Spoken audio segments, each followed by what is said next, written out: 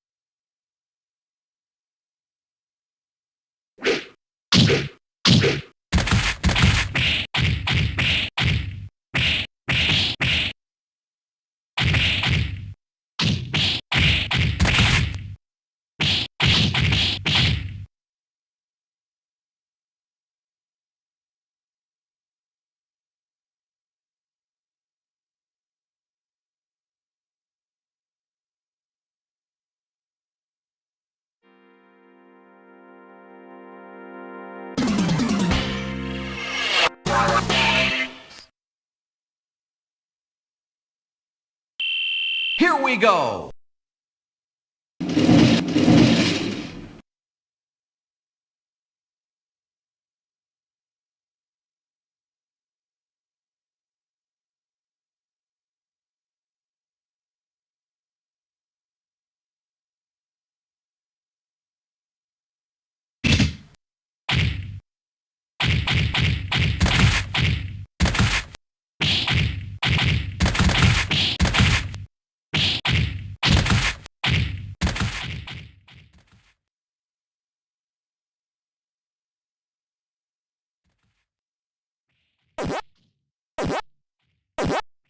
MAME phase. So, hello everybody. Hopefully you can hear me. It appears the microphone's working. And yes, I've decided to do another MAME stream. This one for Good Friday. So yeah, it's Easter break, and why not get it started off with a MAME stream where I'm going to be looking at some of the improvements over the last week or two, maybe some from last year that I didn't look at before, also just some things I enjoy in general chat. And it's good to see that quite a few of the regulars are here again. So we've got Cow in early. Good to see you, Cow. It's been a while. And very wet morning in Texas. It's a cold spring afternoon here, or evening now in fact. We've got Thomas, good to see you too. We've got Wolfaz, Peters, Alberto, Julie, Mike Iris, Stephen Kuma. Good to see you again. You say your life's a little bit turmoil at the moment, but you found some time today, so yeah, that's good. Well, it's not good that your life is being a bit there's been a bit of turmoil in your life, but it's good that you're able to make it today. So I hope you're doing a bit better today. And Aussie Guy and Chris Q and Juan Motta, Mr. Fungi, And main fan is here again. It's good to see you, main fan. So if there's anybody I miss, I'm sorry, I just quickly scrolled up and down the list. But I think I got everybody. So hello, everybody. And yeah, so what are we starting with today? Well, you can see in the corner, it is Rollergames. And I think Rollergames is a game I have probably never played before. At least, I think I've seen it, but never tried playing it. Anyway, there has been a bug fix. And, you know, I like to look at bug fixes. It's quite a small one, but if you've been paying attention to the intro of the stream, you may have already heard it. Because it's a bug fix to one of the Konami sound chips. Now, I'm going to just quickly switch to our full view here and see which sound chip this uses. So, yes, your Konami KO53260, that one. That one has an effect where it can play samples backwards, and it is used right here on the Rollergames title. So I'm going to turn the volume up a bit now. But previously it would play a very loud sort of bass guitar sound when it's meant to play a backward sweep sound. So that was fixed very recently. Hat put in a fix for it after it was reported. And there are a few Konami games that benefit from that. This being one of them, Trigon being another, and apparently the end of some songs in the Turtles in Time is meant to fade out. I think it wasn't fading out properly before and does now with this bug fix. So let's try and play this anyway. So I don't know much about Rollergames. It seems to like its rotation effects, doesn't it? And hey, Xtreme Rec, welcome, welcome. This gives you a headache. The scrolling's too much for you. It may get too much for me. Shall we be the Rockers? Let's be the Rockers. The scrolling looks a bit rough. It doesn't look very well done from the demo mode, but again, I've never tried playing it. Those are some almost WrestleFest portraits there, aren't they? So, a beat 'em up on rollerblades. So you push the buttons to wall climb. 1 point. 1 point. And then, so it kind of reminds me of DJ Boy, the Kaneko game. That's on roller skates, not roller blades, but it's very similar. You're always moving. Although DJ Boy's not got the best reputation. A lot of people don't like it. The sequel to That Boys is much better. This was originally a TV show about roller skates, was it? Was this an American show, or did it get exported? I don't remember ever hearing about it myself. That would make sense why they've got the digitised portraits then, yes. I did not know this was a licensed game.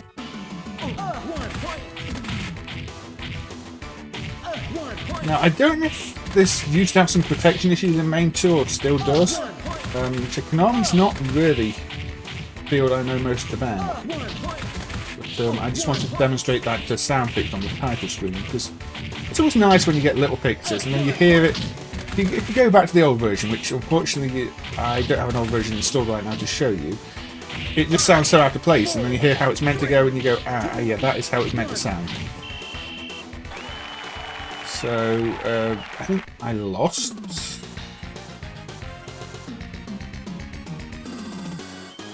Another comparison with the unreleased Genesis game Dino Blaze. Dinosaurs and rollerblades. I mean, doesn't sound like the most dinosaur thing to do. Oh, there's a second period, isn't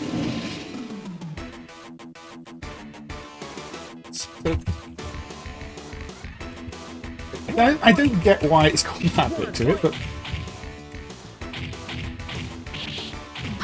it's a competition, is it? It's not a plain beat 'em up. You're trying to beat up more people than the CPU. 1 point. 1 point. 1 point. 2D fighting roller races.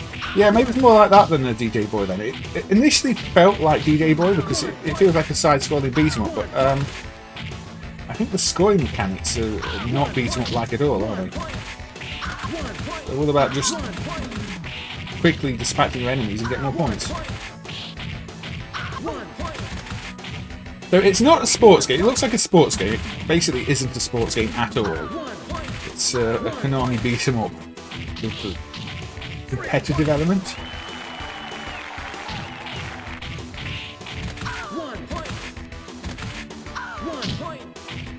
Where am I gone? 1 point. 1 point.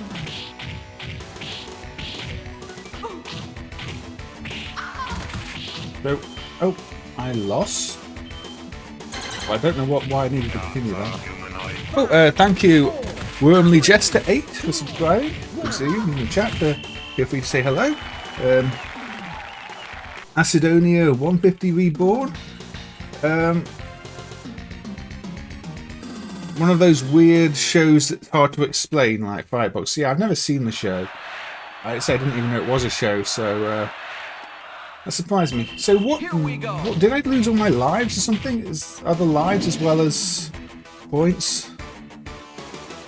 That's very jittery there when it starts to do that effect. I guess that's just how it is. It's a very rough effect with the road roll. 1 point.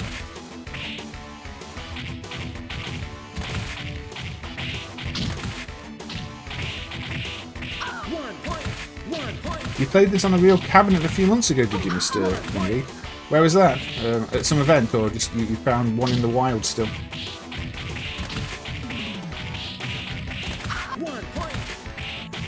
As I say, I've never seen this game. I'm assuming, did you get any ports?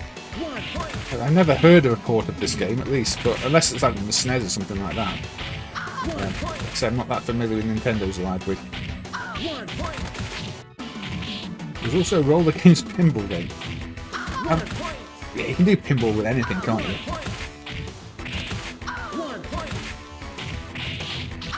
I think this is going to get a bit dull after a while, though, because unlike a beat 'em up, you're just going around a stadium. I mean, I don't know if it's got different levels in different places, but it starts to feel very repetitive very quickly. 5, 4, 3, 2, 1. I think I won at the last minute. 1 point, 1 point, 3 points, 1 point. You played it as at a movie theatre as a kid, did you, mate? I mean, if it was a US show, fine. There's another round. Here we go. And it's still the same thing. I didn't win by a point then. Not even finished yet. Didn't see the point in that, but I guess. Oh, it's just a bonus point, isn't it?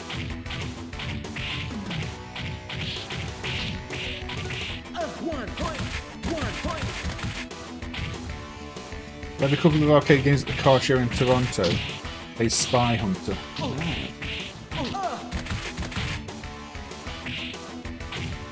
I think Spy Hunter is definitely one of those that's best experienced on a cab. Bit of a novelty game, that one.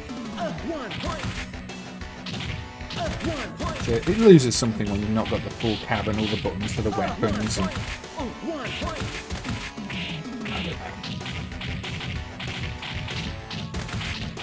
And some people don't like Spy Hunter that much anyway because the game design is a little unconventional. The way at first you can't die and then after the time runs out you can, and then there's no real end to it. But I can understand what it was and why they did that.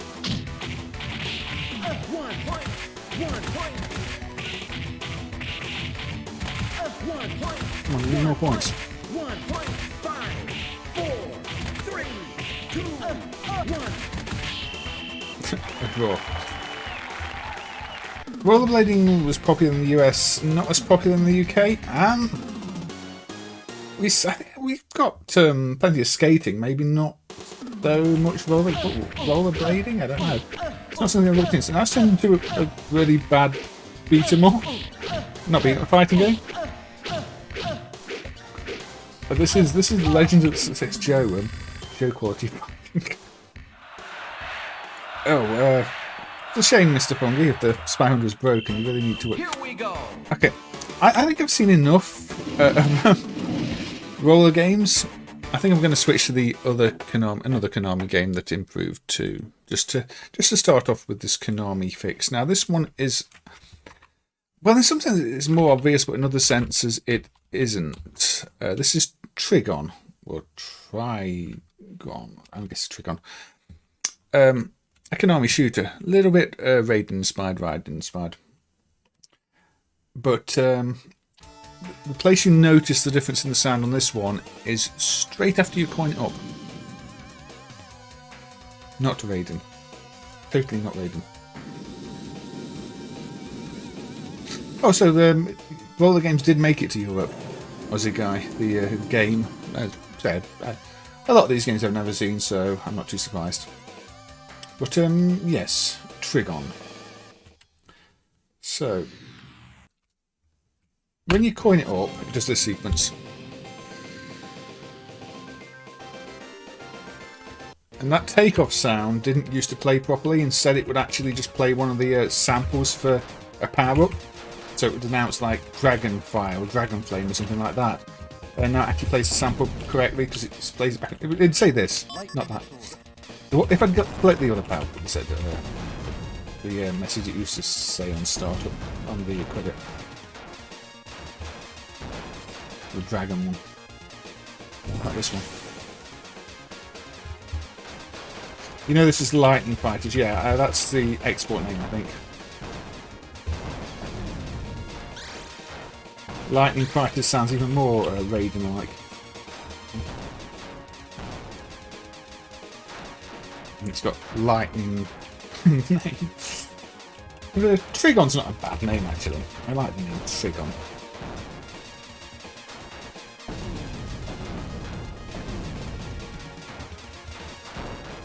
And this one. Dragon Legion or something. There we go, we've got a dragon. It's quite a neat bomb attack, actually, I have to say.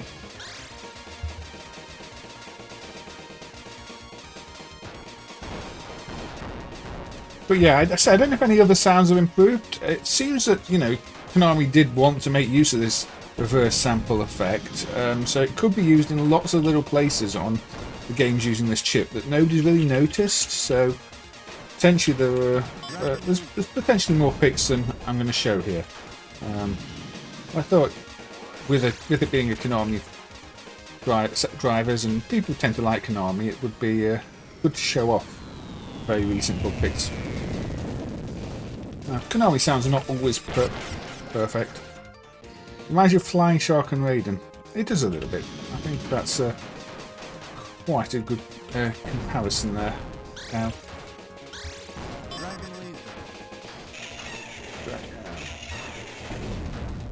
with a bit of zooming thrown in just for the sake of it.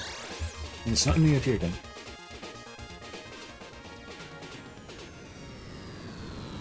It seems to have a good soundtrack too.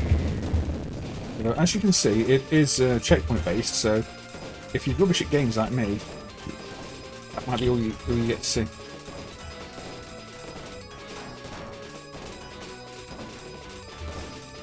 I go out my way to buy shooters, but I never get any better at them.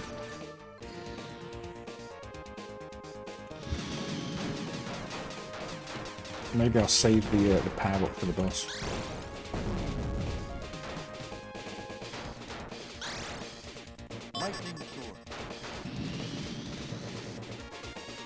Stock up on.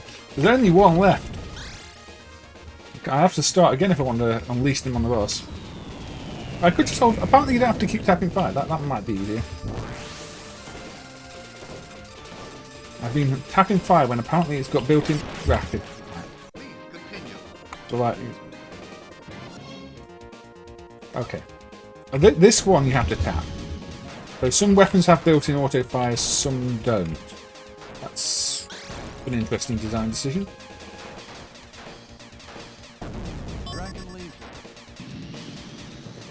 That big ship gets in the way a little bit. But I've still not got auto fire again. Okay.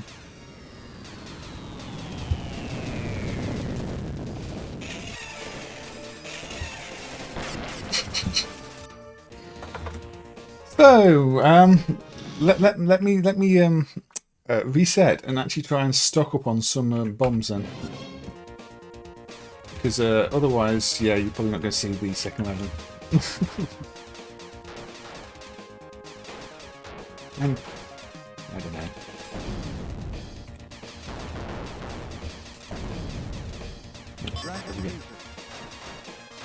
some dragon power.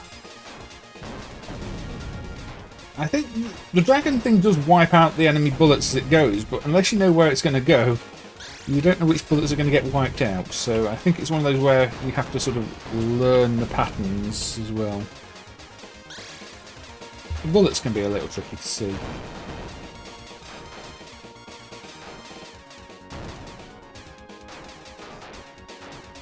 So if you notice any other effects that have been fixed in this, audio effects, feel free to point them out. Yeah, this isn't going to go well, is it?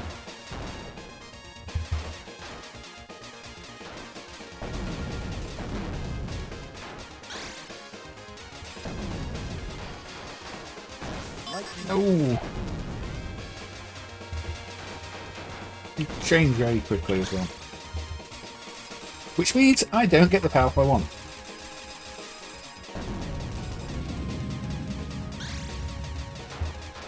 And I also keep looking at the chat, which doesn't make sense. But I do like everybody talking, and I don't want to miss too many messages.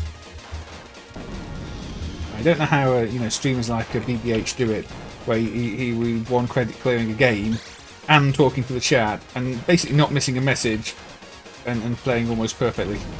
It's impressive.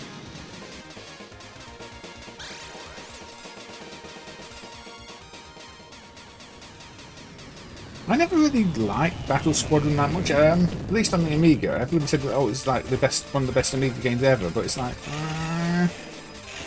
no. Oh, yeah, the dragon makes short work of that boss, doesn't it? Yeah, Trigon, aka Lightning Fighters, Eisen. Konami game where there's been a bit of a sound fix recently, so only a small one when you insert a credit and it no longer says a power-up name instead of the launch sound, but still a nice fix now, we're saying. I think these bullets, I don't know, they blend in, they flash, which should, I think they flash, but they end up blending in quite badly. Maybe they don't flash. I think it's just the animation with the water.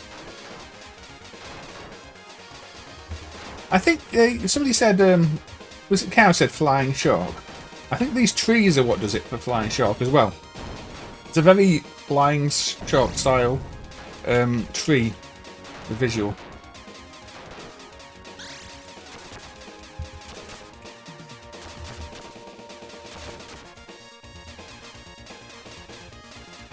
The background reminds you of Cow 50. Yeah, that deserty. Oh. Cow 50 is over in like 20 minutes though. It's one of the shortest arcade games ever. I think they just ran out of idea or ran out of money and then went, it's done. Anyway, that was Trigon. So yeah, there you go for a little Konami bug fix for everybody there. So that's one that will be in the next release. It's not in the current release. I may look at the Turtles game later, but I think that comes in later. Okay, not a bug fix this time, but I just want to show of something I read about while I wasn't streaming, and that is a really quite bad bug, which apparently happens on the original hardware for Namco's Blastoff. Now, Blastoff is basically a sequel to Bosconian that nobody ever talks about. You see, it's got the same base thing from Bosconian there, with Blastoff, the title in the middle. And, I've played it a few times and thought, this is okay. It reminded me maybe a bit more of some of the other Namco shooters, like Dangerous Seed. Things like that. Because they did a few. But there is quite hilariously bad bug in this. There's a few. There's a scoring bug at the end which apparently just ruins the game as a scoring game because it can give you massive bonuses. But there's also a bug in the demo mode.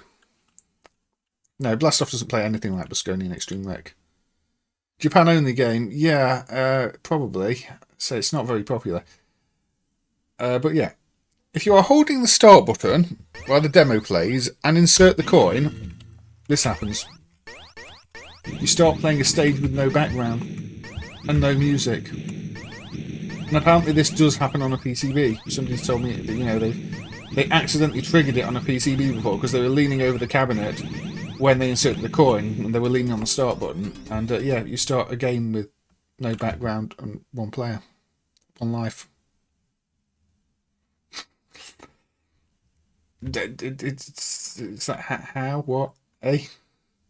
There's an X68K port, is there? Of Bosconian, or this. I'm assuming Bosconian.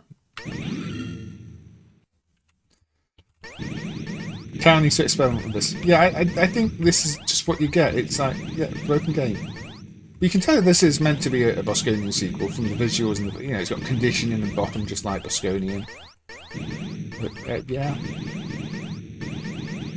Unless this was meant to be a secret, but it doesn't seem very secret to me. It seems like a bug.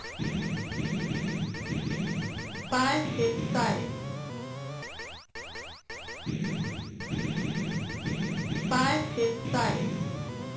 Yeah, Bosconian 87 I played on the CVC. It's a bit slow. I mean, it's one of those games. It's not terrible, but it's clear they didn't quite get what made the original good.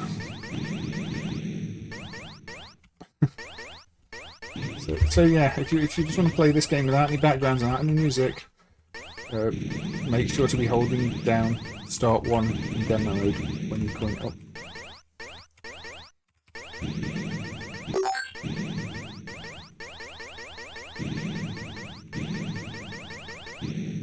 Oh well, there we go.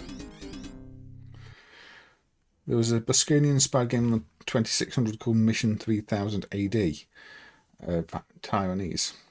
Blastoff is Japan only. I'm assuming it did get released, Blastoff, and it's not just like a prototype. Because it does seem a little bit unfinished. Anyway, this is how it's meant to be. If you actually coin it up normally, you've got some pretty cool backgrounds, some proper music. Yeah, you do change your shot type using the second button, which is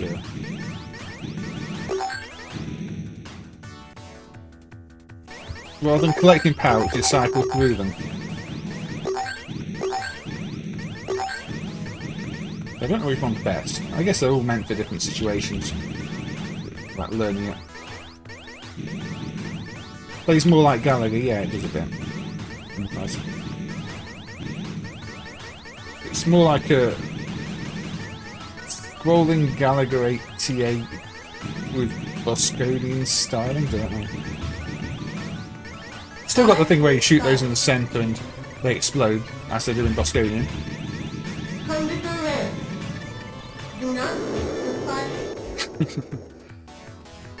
Weird alternate dimension hellfire. Maybe? 5 is 5. Condition red. Condition red. Condition red. 5 is 5. Condition red. Condition red. Ow, the slowdown. The slowdown is unpleasant. Condition red. Condition red. Condition red. Not Captain Tomaday unpleasant, but still, this is slow. Condition red.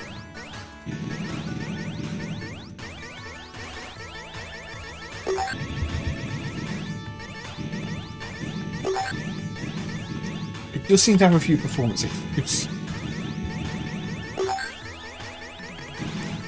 The voice is a bit annoying, yeah.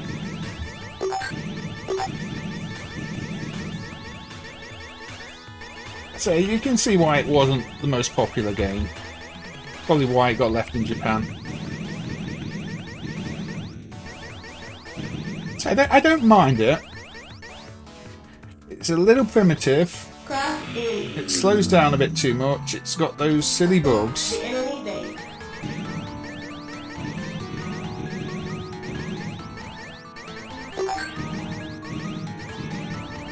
Also, you can only cycle through the weapons in one direction. You would have thought maybe that would use the third button to cycle the opposite way, but no.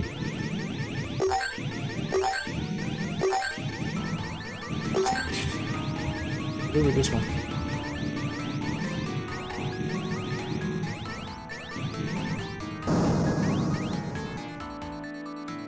Maybe there's a volume channel in MAME that controls the voices. There might be. Now we've got this weird zoomed in view. It's gone all scrambled spirits on us.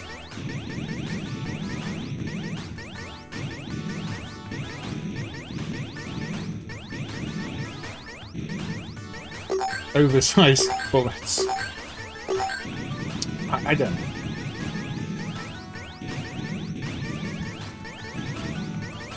It's a Manu Amiga big sprites, yeah. Big sprites and nowhere to move around the screen.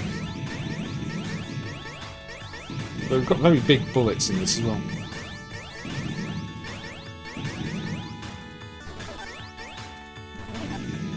I don't know if it's a charge shot, but it doesn't seem... It doesn't look very charged-like, but it does act differently. Game over. Right. Well, I could put some initials in for once, but yeah, I mainly wanted to show that bug that I read about while I wasn't streaming because it seems an incredibly silly bug to have. But again, apparently you can do that on a cabinet, unless it was a bootleg cabinet somebody did it on. But I have heard it works on a cabinet. Anyway, Blastoff by Namco. So, we looked at some Namco games on the other stream recently, didn't we? And there's been a bit of a discovery with some of them. Now, wrong set. Gamshara. This is the one that everybody seemed to enjoy seeing. But one thing that was found is if you set the dip switches like that, it will boot, like that. It will boot as the world version with ETC. I didn't intentionally disable the multipass. Maybe they're just not enabled by default, or there are no continues. Final Blaster on the PC Engine is a sequel to it, is it? Waste of Fungi? I did not know that. So Blastoff had a sequel? Might have to try that. Hellfire's better than Blastoff. Yeah, I would agree, Aussie guys.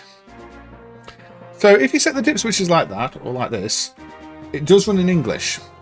Now the parent set is meant to be the English version, but might actually just be a newer set. It might be that the dip switches were just set like this on the board. Because if you look at the parent dump, which the parent set is a bad dump, but the user information part contains the date string along with the game settings, and it still has a J in as if it's still a Japanese version. So I think they might all be Japan and World, just a newer revision.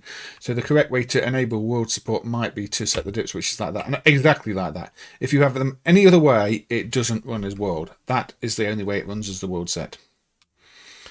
So we can have another quick look at this. I mean, I don't want to spend too long on it because we did spend quite a while on this one in the last stream. But since it's in English now, and you say you've got your instructions, it's worth a quick look again, I think. Only a quick look. So, yeah. There you go. So you say it tells you what is already obvious, really.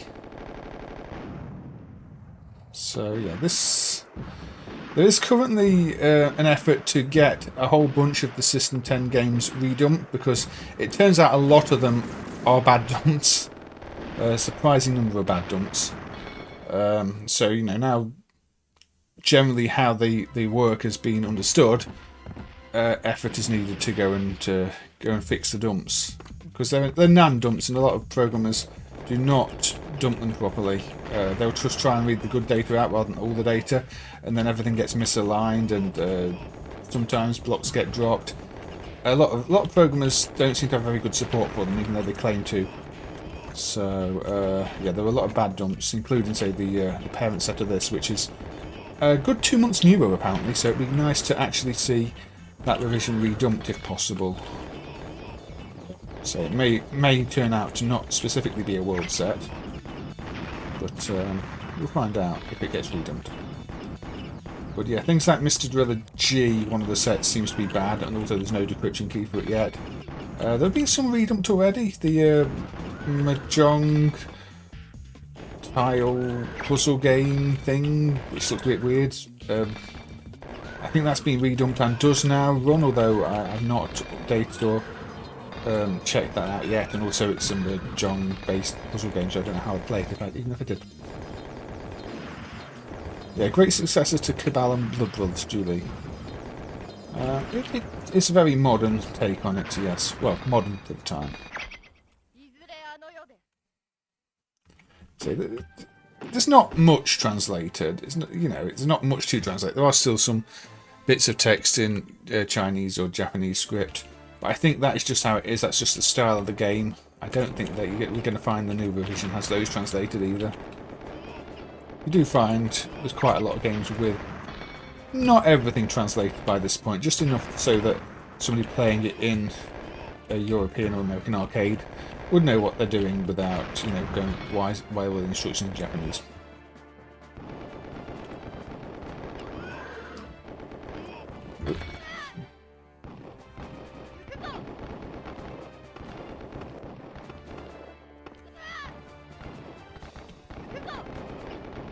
I think it is a dip switch on the PCB, Olivia, because I was looking at some PCB pictures and there does seem to be a single bank of 8 dip switches on the PCB.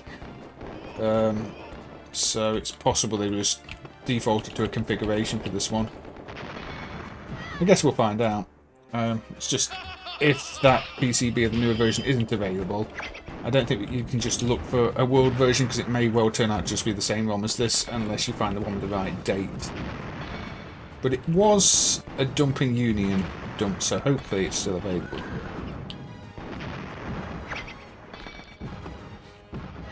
Anyway, we won't play too much of it. So we'll play in a credit or two, but I just wanted to show that. And there's another one that runs in English too, so we'll be looking at that briefly as well. The octopus one.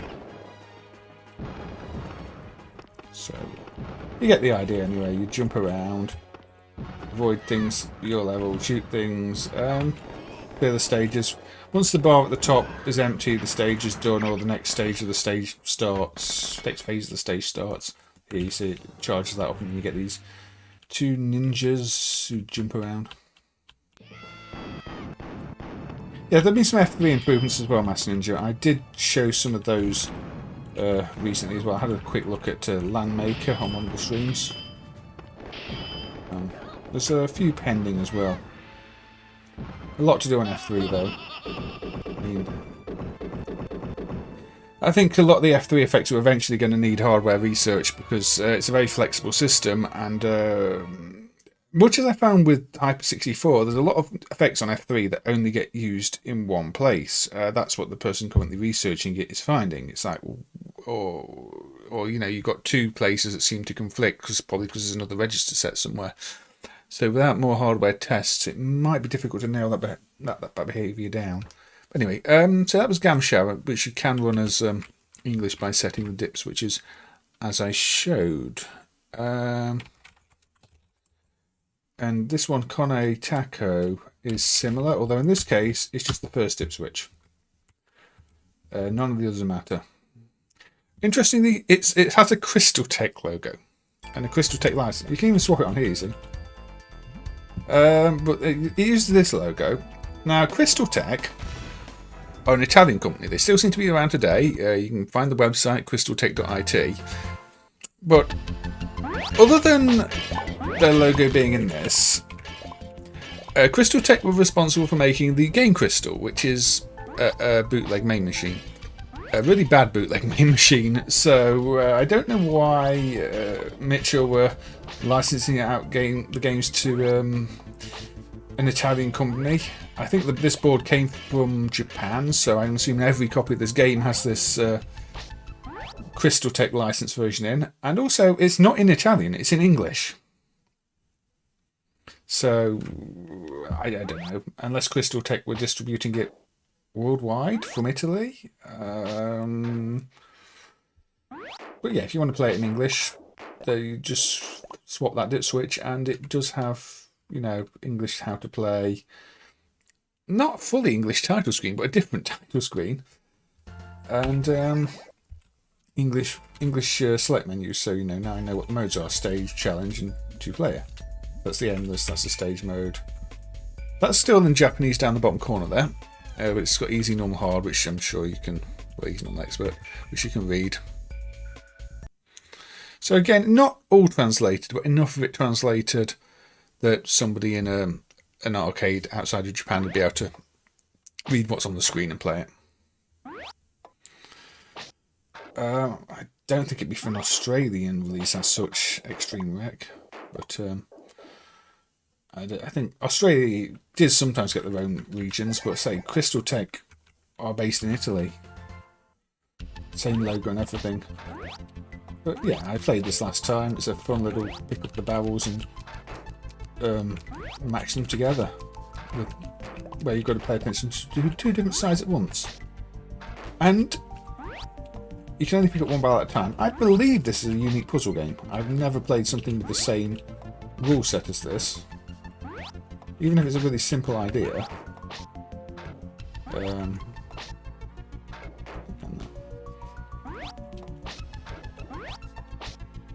So yeah, this is definitely one to check out. And if you were worried about language barrier, although you shouldn't be, I mean, it doesn't really require any knowledge of Japanese, even if you're playing the version that's in Japanese without the dip switch changed. But if you wanted to, you know, be playing it in English, you do have that option. I'm not exactly sure how these language switches will be documented in MAME, especially the Gamshara one, because it is a dip switch, but it requires a specific setting of 7 other different switches to enable English. It doesn't treat it like a dip switch.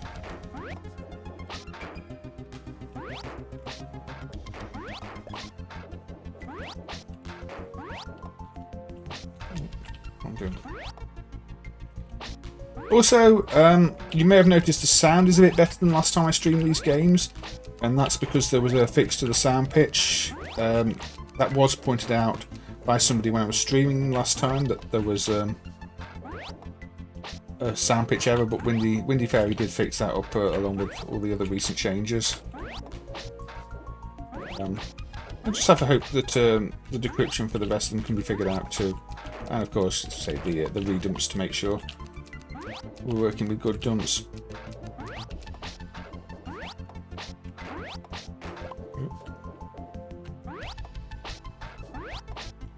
But luckily, you don't have to make sure you have the right number of pieces left. As soon as you've not got enough to clear anymore, it does clear the stage for you, which is handy.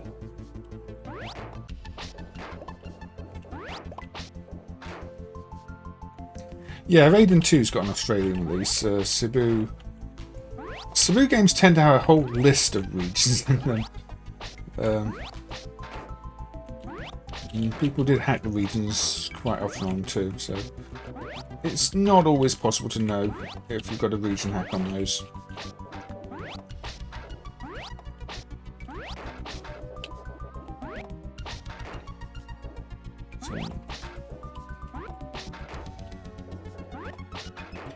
Anyway, so I'm not going to play this much, so let's kill off poor Octi here. There you go. Very well presented game. Mitchell's last arcade game. Yeah, funky music, Toastman. Yeah, I do like the music. It's got that whole underwater vibe to it, and it's very moody. Very moody music. But yeah, I think this one is going to become one of those sort of hidden gem type games where, you know, people go, have you played that one? And people go, no, never heard of it. And yeah, it's a worthwhile puzzle game. The other System 10 puzzle games, I'm not so sure about. Now, I will quickly look at something here. This doesn't run well. We're not going to play for long, and it's kind of broken in current version of the MAME too. So, one of the System 10 games listed on System16.com was Kurukuru Food. Except all the screenshots are the same as this game, which is Kurukuru Fever on Alex64 hardware. Now, the current Alex64 hardware emulation is broken. It's using the full-size screen resolution, but is running as if it was interlaced with alternative frames and only using half the screen. It's also in 64 base, so it runs about 25% of the speed. But yeah, a Japanese amusement site does list Kurukuru Food as being by Namco. But the screenshot is definitely this game, Kurukuru Fever. So it's unclear if it was released on 2 platforms, or I think something to do with Universal. Yeah, Aussie Man's mentioned it before. So yeah, ignore the fact it's running too slow and half the screen because that's the emulation's currently broken. But if you look at the System 16 screenshot, it is this. It is this playfield. So it's not clear if this was also on System 10 or if that was a mistake. Because, say, Namco aren't mentioned anywhere in it. However, I think I have to quit out for this to work. Yeah. It didn't crash that time. The test mode, which you'll see now, is basically a Namco test mode. This is the same test mode you do get on the System 10 games. You know, so it's a bit confusing. Maybe there is a version on System 10. Maybe there isn't. Maybe it was going to be on System 10 and ended up on Alex 64. I think they were involved in the SNK story as well. I'm not 100% Mr. Fungi. I think they were responsible for the Neo Geo getting some gambling games towards the end of its life, along with Dyna, weren't they? Or maybe being used in something else. Going to Wikipedia, Kanako's defunct. Yeah, I think Kanako have been for a while. Hey Umberto, welcome. You love MAME so much. I mean, it's a wonderful little project, isn't it, MAME? And Cow saying Darius Gaiden shadows in the background is a bit funky, but it's an improvement from nothing. Which stage is that? I might have to save state that one and have a look at another time, Cow. I was tempted to play Darius Gaiden because it's a really good game, but I don't know where the improvements are on it. Maybe I'll just find. Why not? Let's just fire up Darius Gaiden and die a lot because it's a shooter. Yeah, I think MAME needs some sort of de-interlacer at some point, Olivia. But I don't know why it's still trying to use a full height screen and interlace at the same time. I don't know when that regressed. It didn't used to do that. It used to run as if it was sort of 480p.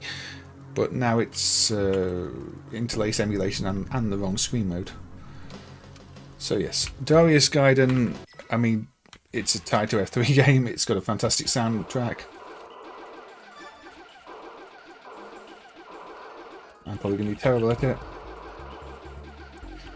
I didn't actually like this game at all when the sound wasn't emulated back in the day. I thought all the enemies take far too many hits, and you know these things, unless you're there shooting at them, they take too many hits. And I don't like shooters like that. But then, once the sound was emulated, it felt like a completely different game.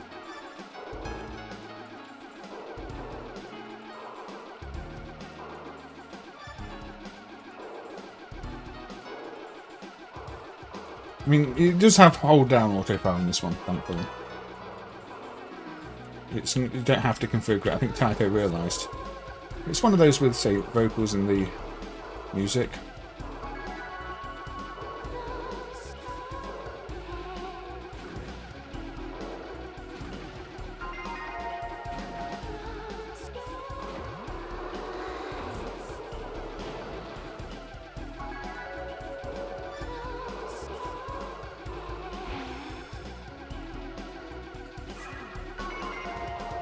Got a shield. It's reminding you the shield that was fixed thanks to Cow's report on Mega Blast. Mega Blast, another Taito game with a really good soundtrack.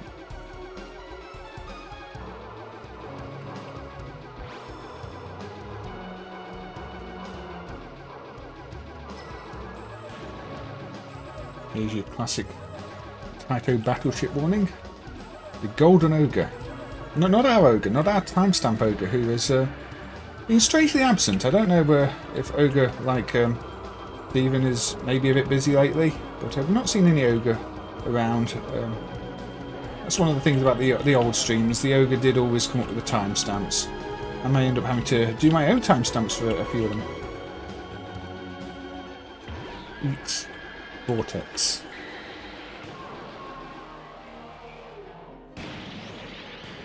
The extra version has a better autopilot. I didn't know that, Cow. Zone H and J. Yeah. Don't know if I'm going to get to Zone H and J. Dariusg Gaiden is PS1 only. Pretty good. Now, I thought the background over here, looked broken in this, but as far as I can tell, the original is just the same. That's nothing wrong with the background tiles there, it's just kind of ugly. Like, they didn't have enough tiles and couldn't do anything about it.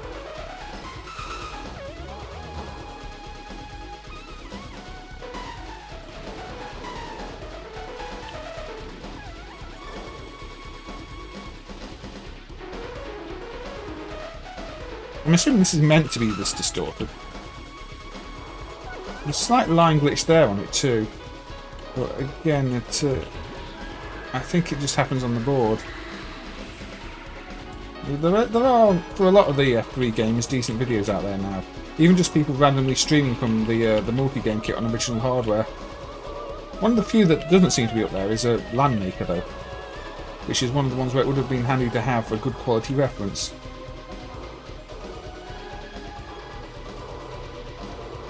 We'll see how far we get anyway.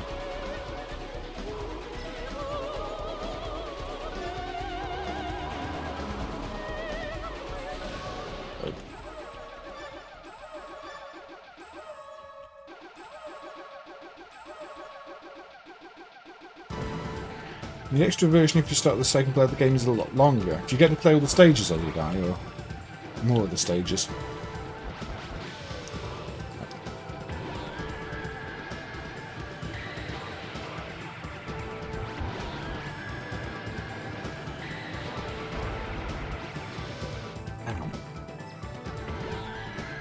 At least it's not checkpointed, I can bomb spam the boss.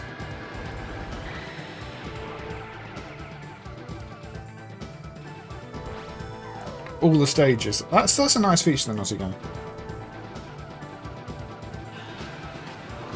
So, that'd be a nice long play to compare to. If somebody did a real hardware long play, just make sure all the stages work, comparing that. But, I guess nobody has done.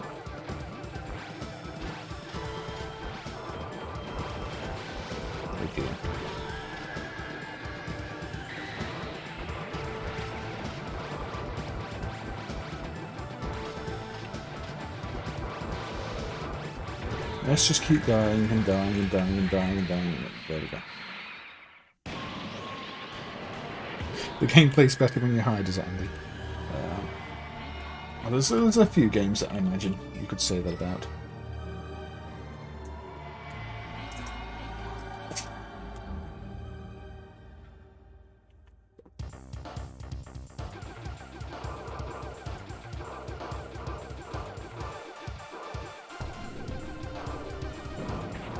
Now, I think this tunnel was another part that did improve, isn't it? The shading. I think this previously rendered unshaded, and now it's obviously darker at the bottom. I seem to remember reading that.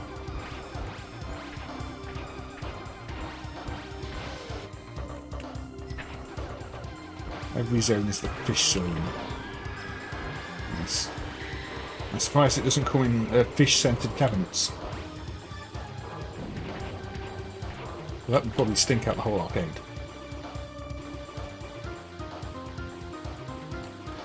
Well, I've only got a cola. So I always have to. I'm not going to beer today. The beer supply has run out. I've got some absinthe, but I don't really want to be drinking absinthe.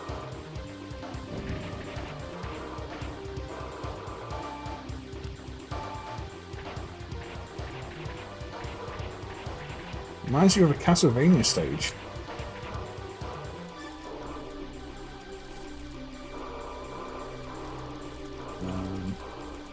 Castlevania stages do tend to have funky effects too. I'll always remember the upside down stage on the Mega Drive game because it uses such a weird hardware trick to do it. where it's relying on certain values in sprite RAM being cached and then only changing others. And I can't even remember how it works, but I remember implementing it was fun.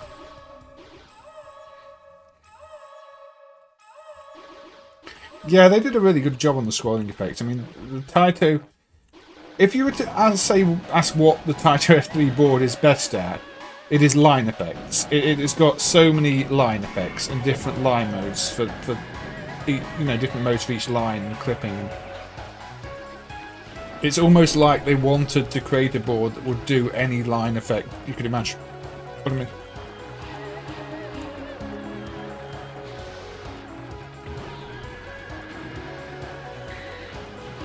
Okay. Yeah, I'm just not going to play it well, obviously. But, I mean, considering the amount of work that still needs to go into the driver, and how many cases there are where it's obvious the driver is kind of bad, this game does hold up rather well. So it is improving all the time.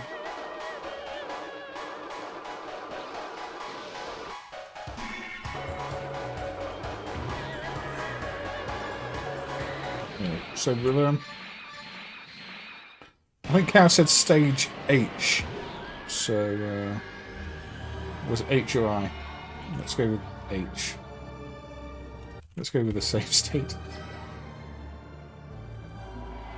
Yeah, F3 has really good sound hardware. That's what I was saying earlier. The sound hardware made a difference.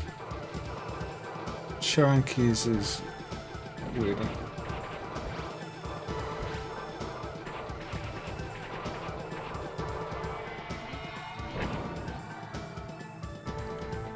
Is that where it's wrong? Is the ship not meant to just go invisible at that point, or this background, or...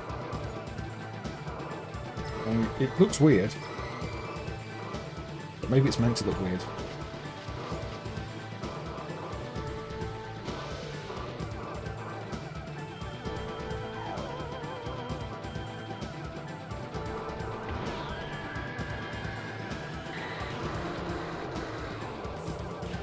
That's the thing, it's very difficult to know what is an intentional effect and what is bad emulation when they're just being so crazy with the effects. But if you've ever played a Tempest 3000 on a new one, it's doing so much strange stuff that looks kind of wrong at times, but the original hardware looks like that. So MAME still does not emulate the new one.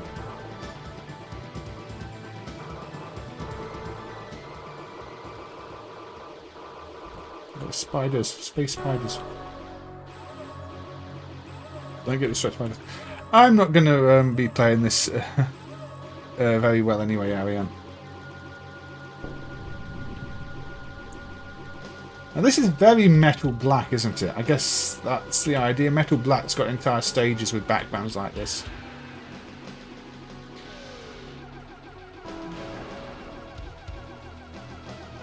This is the most trippy of the lot. I've been playing a fair bit of a Tetris Connected on the Switch, and that the entire game has backgrounds that are like this.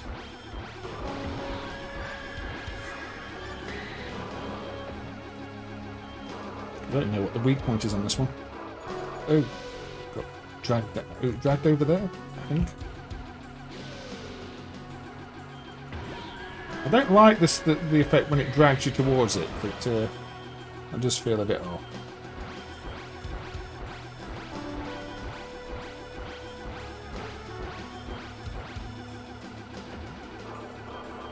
You've not played this before, Andy? Definitely check it out. Absolutely check it out. It is one of Taito's finest.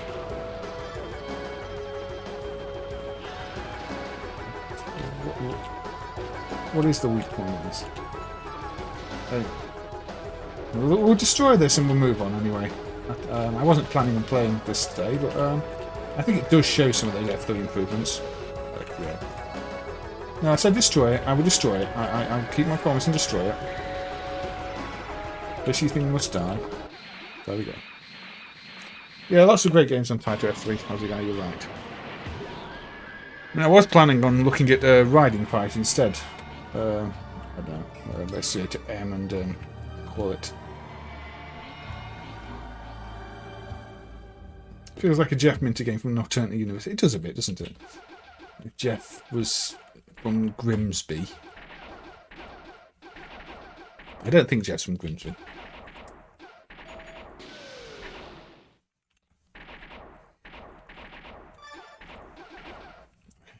Come on. Kill me off. Kill me off, asteroids. There we go.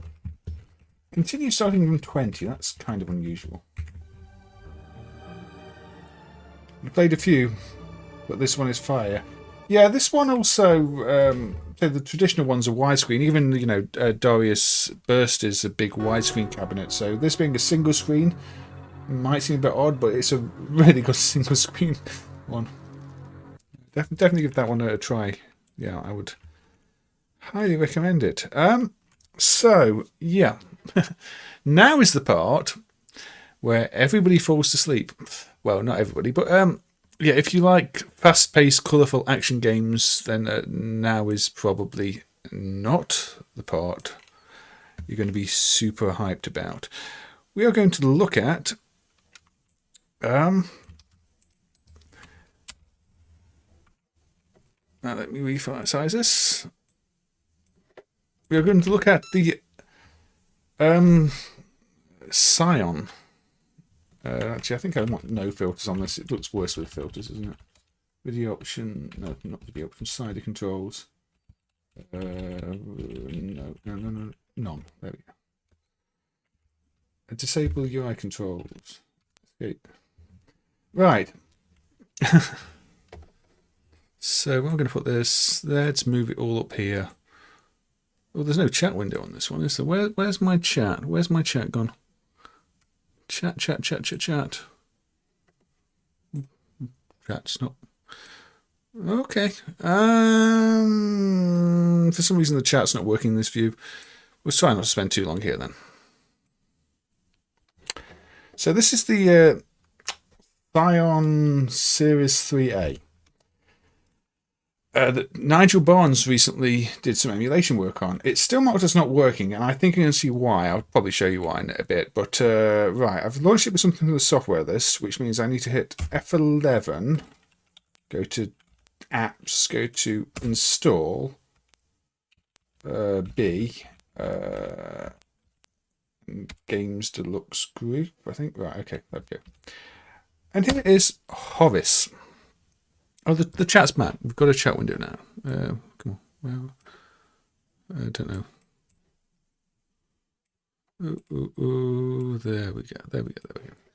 Right, Horace in the Mystic Woods. Now, if you grew up with the Spectrum, like I did, you're probably very familiar with the Horace games, like Horace Goes Skiing and Hungry Horace and Horace and the Spiders. But in 1995, Psion, who made the Horace games, had this portable device, and they put a Horace game on it called Horace in the Mystic Woods. Now, this did recently, I think 2-3 years ago, get a remake on the Spectrum. Somebody actually remade this on the Spectrum. But this was the original. Now, the sound isn't emulated yet, so you're just going to get the odd click, unfortunately. Now, menu is the F11 key again, so run from start. Right, Stephen, take care. Now, it's a fairly basic platform game in this case, where you're running around and you're collecting what is in the level. Which, it says this is the easy level, but this jump is actually quite tricky if you've not practiced it. You've got a bit of a slidey mechanic around. But yeah, it's interesting to see that there was a Horace game on here, because I'd never heard about this until I saw the news about it being emulated. I didn't even pay much attention to the recent Spectrum version.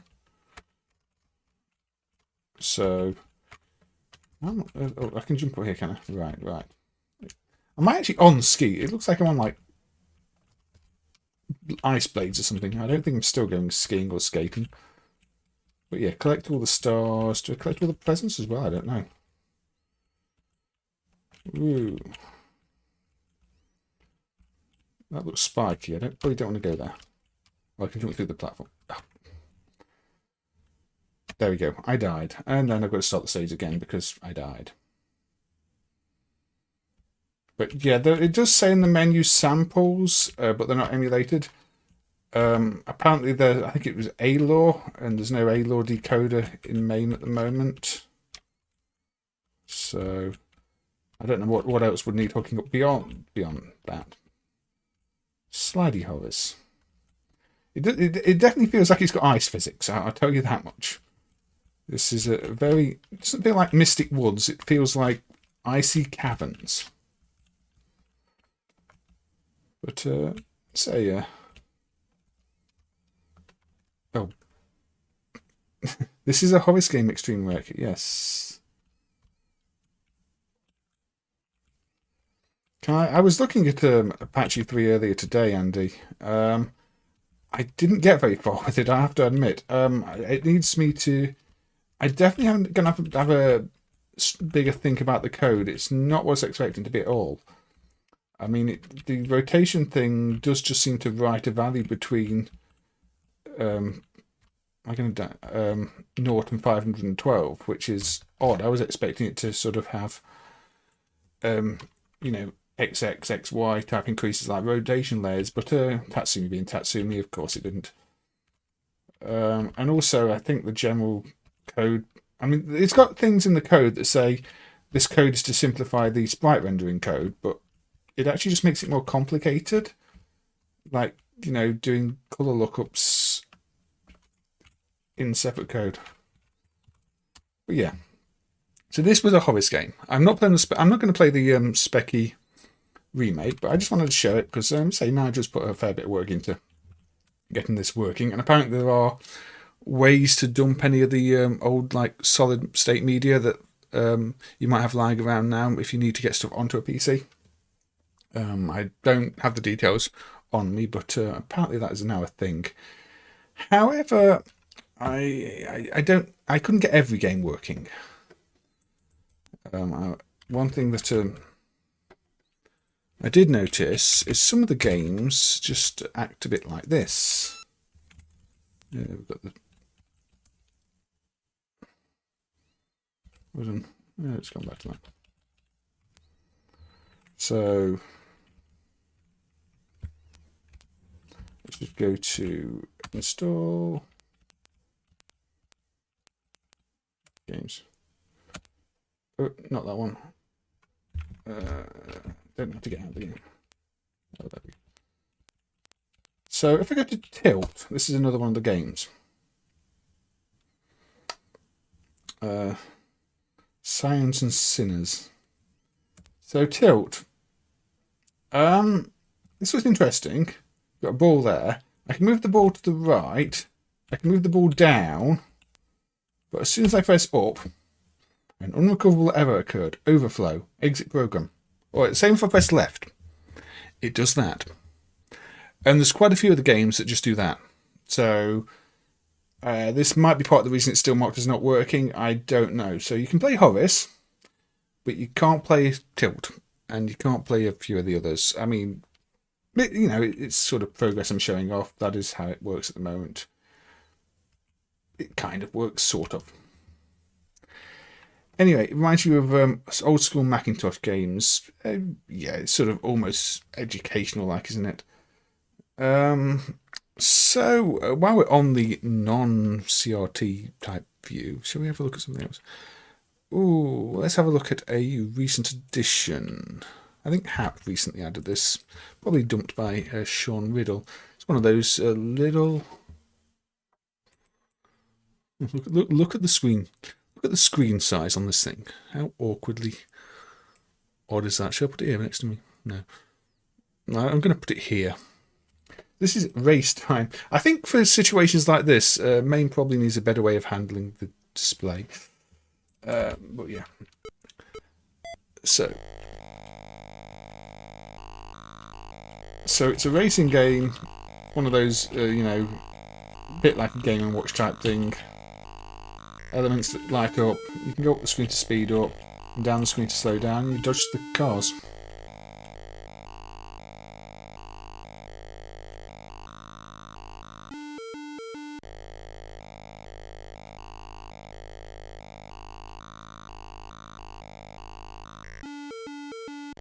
The sound is bad. I think this is just the sound. Like a slightly more advanced auto race. Yeah. I think once you're at the top, though, how are you not meant to die if you're at the top? I mean, that's just. I want to die up there because you don't stand a chance of avoiding anything.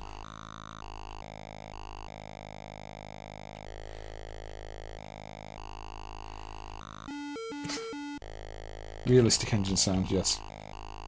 Maybe if you reskinned it with a lawnmower. Is it infinite? I don't know. I mean, I don't seem to have a limit to my lives, so I don't really know. See, the menu is basically unusable. Just left, right, up, down. Those are the only inputs. So yeah, I guess it's just this. Apparently there are no lives. There's no start button.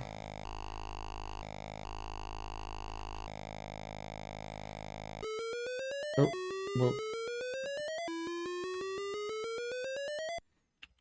Then it makes a sound. Yeah, I think it's just time-based because now, so your only buttons up, down, left, right. The only thing you can do to continue from here is turn it off and on again, or press the main reset key. So I guess there's some time you can't see, and it's just a case of get as many points as you can in that time. I'd assume the original thing has a power button that you just press on and off to start again. Sounds like a throat sinker. It does a bit, Mo. And welcome, Mo. I don't think I've said hello to you yet. Yeah, it reminds you of the electromechanical races, Ariane. Yeah, it does. It's very similar. I mean, I'm sure I had something electromechanical like this as a kid. It was quite good fun. I mean, it looks dated now, but again, good to see it emulated. Useless menus in this mode. A TMS 1070. Yeah, by Bandai. There you go. There's another Bandai game. So there were 2 Bandai games that have been recently added. The other one is Galaxian. The totally original startup jingle. This also seems to start immediately. And the stars are the same colours as the bullets, which is really, really helpful. And this one's just left, right and fire, as far as I can tell. These are very simple games of this type, really. I mean, these make the Game & Watch ones look very advanced. Your main cab's on a real CRT, is it, Mo? I think it's always going to look best that way. And again, I think here you've only got there's a difficulty option. You've only got the basic, yeah, left, right, fire. So again, there's no reset button or anything. You just have to turn it on and off again, off and on. Like a slightly more advanced Bandai base time. I don't know. It doesn't actually feel more advanced. It's interesting how much variety there is in terms of how these games play. These very simple, not really video games, because there's loads of different versions of things like Galaxian and Space Invaders on them. Some are better than others. This one. This one does seem a bit too primitive. It feels more like a sort of toy watch thing. So it doesn't keep score, it doesn't actually tell the time. That wouldn't be a very good watch then, would it? There's not much to it at all. Yeah, MAME on a real CRT is probably more difficult than it used to be, just owing to the fact that modern machines aren't really designed to work with CRT, so you've got extra hoops to jump through that way. MAME's rendering system is more optimized for working with more complex situations, and if you're driving a CRT, you've got to keep in mind sort of the vertical resolution, and the way a CRT works is very different in terms of the signals, and mid-screen resolution change and things like that were easy. But then if you're doing it from an emulator, it's not quite the same because you're not directly driving the beam even then. But yeah, so... Okay, so yeah, let's have a look at the recent edition I did a video on then. This is Top Driving, Spanish game.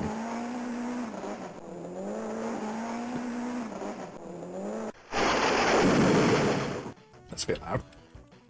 Now, I'm surprised this one's taken so long to show up, actually.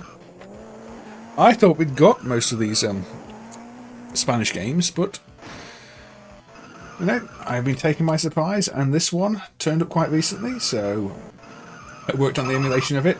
It's similar to the hardware used by games like Action Hollywood, although in this case all the tile layers use 16x16 tiles.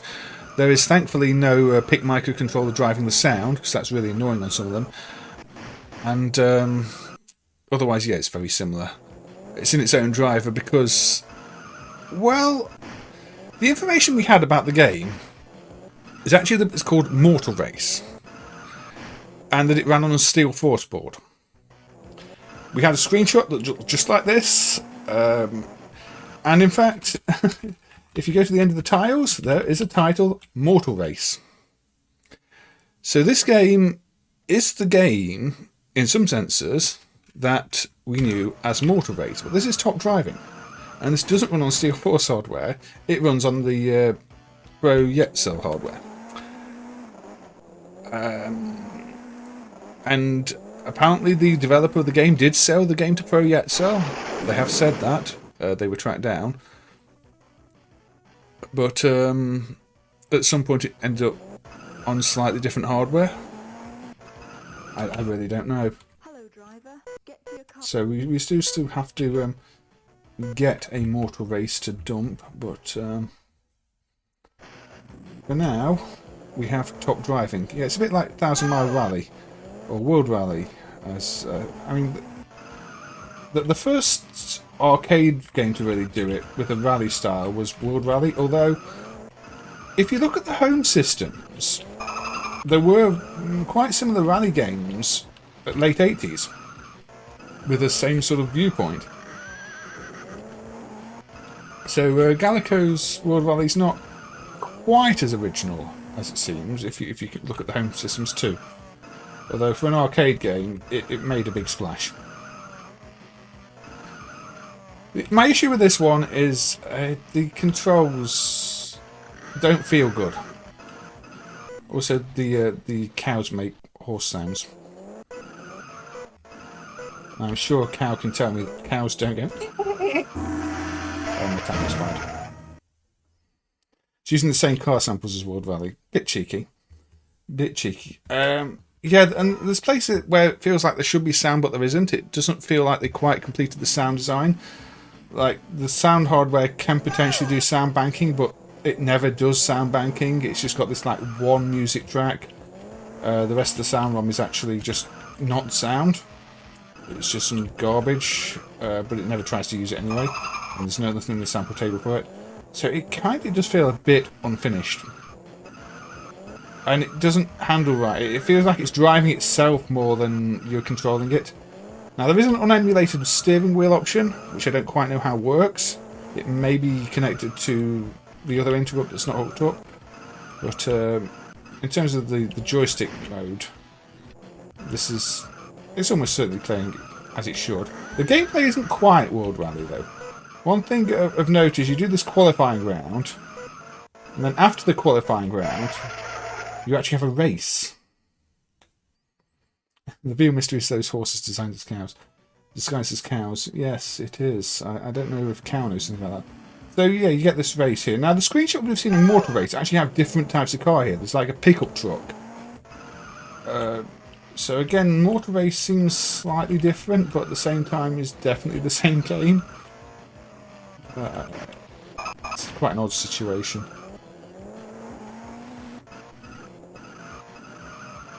Hopefully we'll actually find and have a Mortal Race dumped at some point and be able to analyse it in a bit more detail.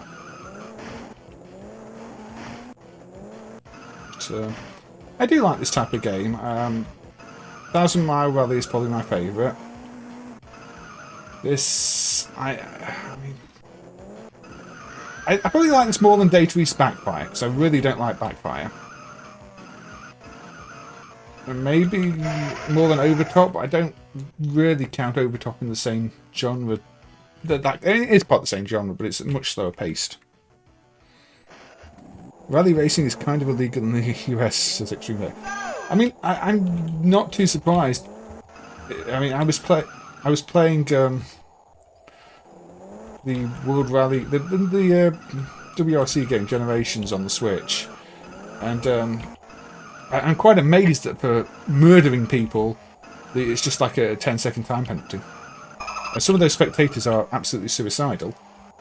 They just stand, you know, past blind jumps and then wonder why you put them, well, in the morgue. But yeah, it doesn't seem like the safest sport in the world. So there's an actual horse there, but that one doesn't make any sound. It's a silent horse. Not even making cow sounds. So I think we failed. What do we get when we fail? We get another nice stolen sample. This just feels very Amiga, doesn't it? Yeah, I mean, this is playing in joystick mode, but if you look at test mode, you see it does have a wheel option. Although, 2 joys because it's 2-player, alternating, not at once. But yeah, I've not hooked up the wheel. Maybe somebody else can do that.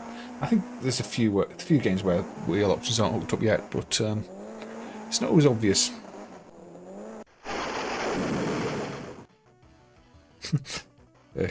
Tango Bunny says the US has to make do with bicycle races and running out onto the road. Yeah, I think I've seen those clips.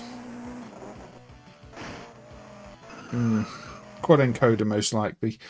Yeah, what possibly, Ariane. Right. No. What was I going to do?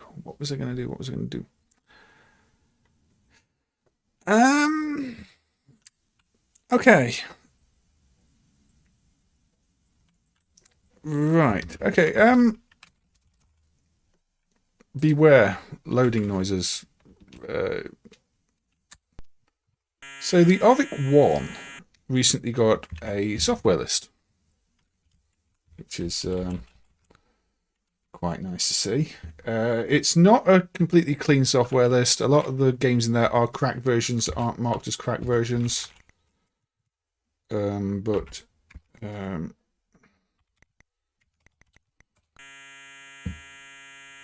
It's nice to have a software list because it means you've got a list of software that should work, that you can load easily from the command line. So let's just have a quick look. Olivia did say he fixed a crash bug in some of the games, which I'd experienced. So there's some games that don't work as is in the current version of MAME because there was a bug in the code. But yeah, I'm guessing this must be a cracked version because it's got the code sheet and you just press enter, and there we go. So it's not marked as cracked, but it must be cracked. Let's return it. But obviously it's Manic Miner. A classic Manic Miner. You've never heard of the Oric? Nor had I. I'm guessing it was more popular in France than anywhere else. Hello from America. I'm bringing back your youth, Andy. Did you have Manic Miner, or were you talking about bicycles? So, yeah, we've got the classic tune. Doesn't have a crack tro, but does have a trainer. Or a crack. Not really a trainer. It seems to say press enter to skip the screen. I did. Anyway. So, it's got better sound than the Spectrum version, but it seems to be slower. And it's got worse colour clash than the Spectrum, which is impressive. And less colours in the spectrum. See, why am I red now? So I'm guessing the Oric hardware probably wasn't the best.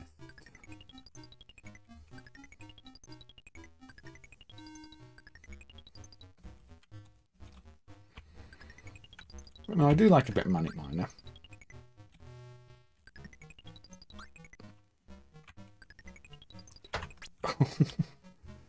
Although I am obviously out of practice at Manic Miner. This is not a difficult screen.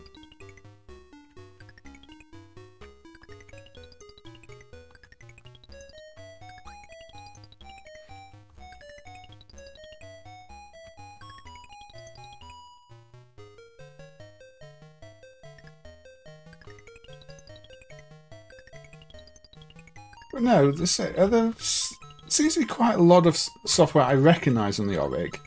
I just don't recognise it as being from the Oric. It's the same with something like the Enterprise 64 and 128. They seem to have a lot of ports, maybe some of the unofficial, from things like the Spectrum and Amstrad. Although the Enterprise is odd because it's got both Speccy ports and CPC ports. I guess the video mode is flexible enough to do both. Although MAME's emulation of the Enterprise is kind of bad, and the Enterprise scene still seems to have floppy disks images just as, you know, a load of files in a zip, which is not very good because there's no structure. You know, it doesn't represent a floppy at all. It's just a load of files in a zip.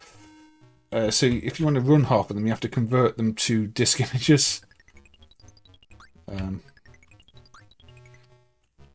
that includes the homebrew releases. The modern releases on the system are just the same. They're just a bunch of files. What are we doing? Anyway.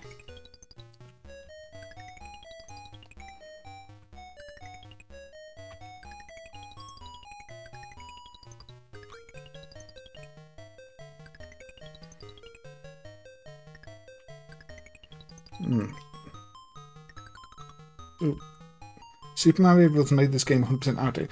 Mario Bros. Isn't really the same type of game, Xtreme Rec. I mean,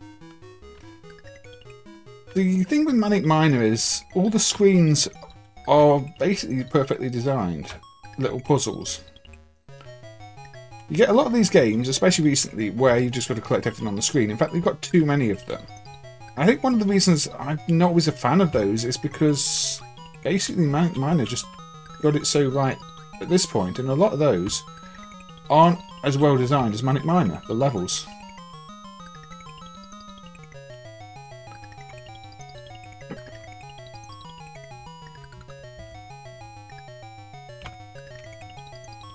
You know, the collision feels right, the jumps, the enemy patterns, they're well timed. Every screen has a solution once you figured it out.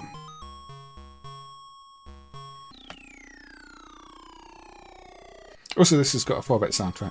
I do like the Mario soundtrack. I think everybody likes the Mario soundtrack. But, oops. I don't understand how colour clash actually works on this system. It almost feels artificial, but there must be some explanation for it.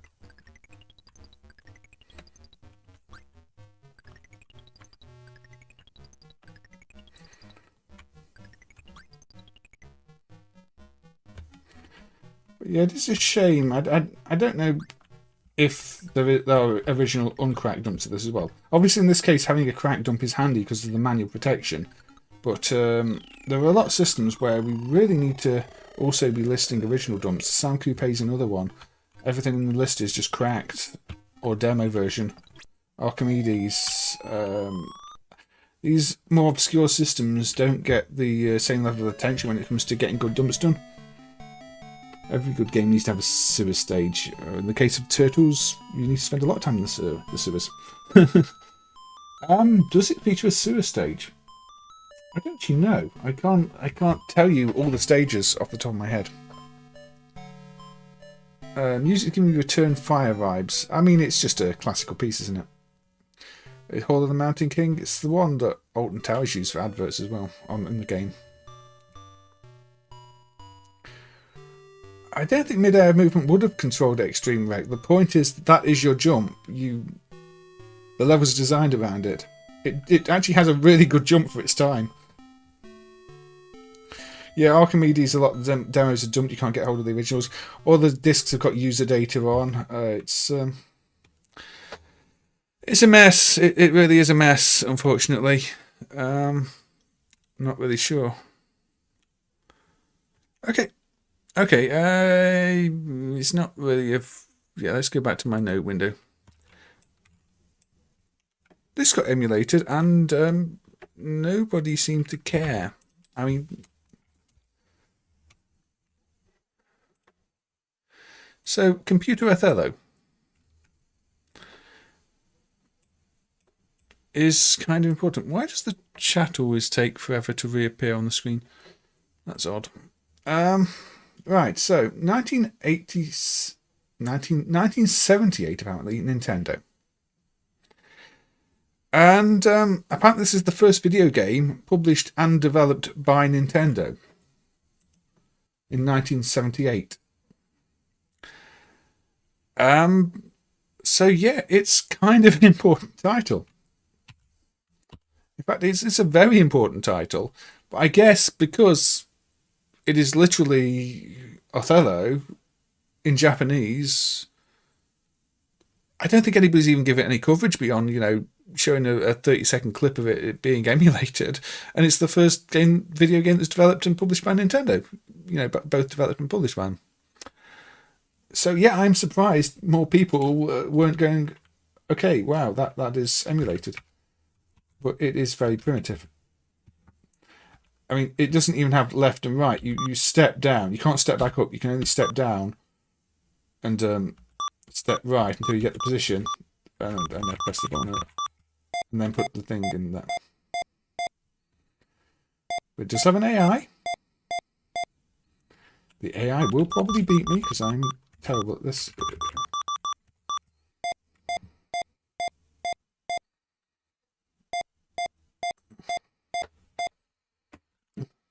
Thank goodness Nintendo got rid of their partner program. This would have been copyrighted immediately.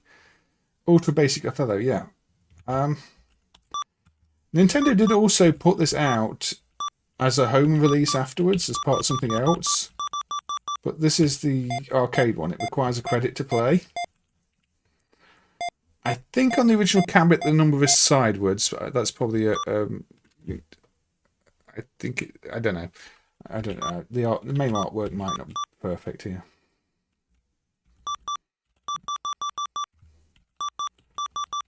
Yeah, it's very, very basic. And the controls are a bit annoying. Yeah, the TV game series, I think, is what they end up releasing this as. Oh, look, that's bad for me, isn't it? Got to start somewhere. Indeed they have. Indeed they have.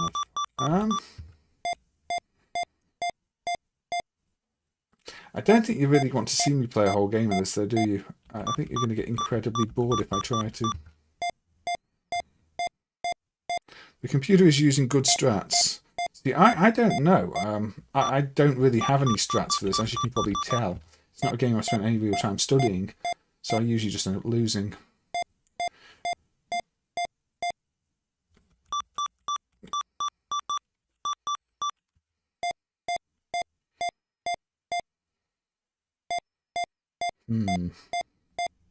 Boop, boop, boop, boop, boop. Oh. It doesn't even tell you if it's an illegal move. It just dumps you back in the corner if you try and do an illegal move. It's very, very primitive. By the time this was made, the 2600 was only a year old. Yeah. I mean, Nintendo were going nowhere with this. It is surprising just how primitive it is.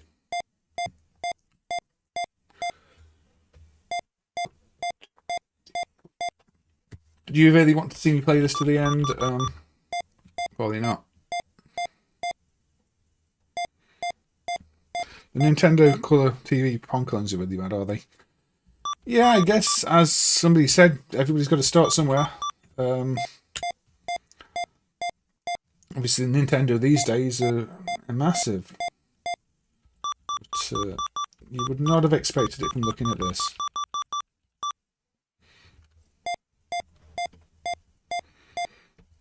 Sometimes you want to play Othello games against each other, do your Tango Bunny? Yeah, people do that with the chess computers, so I guess it makes sense anyway. Yeah, I want to highlight it because obviously it's a big piece of news, but it's not. I've got nothing else to say about that, to be honest. It's an important thing. It's good to have it emulated, but I don't think you're ever going to want to play it.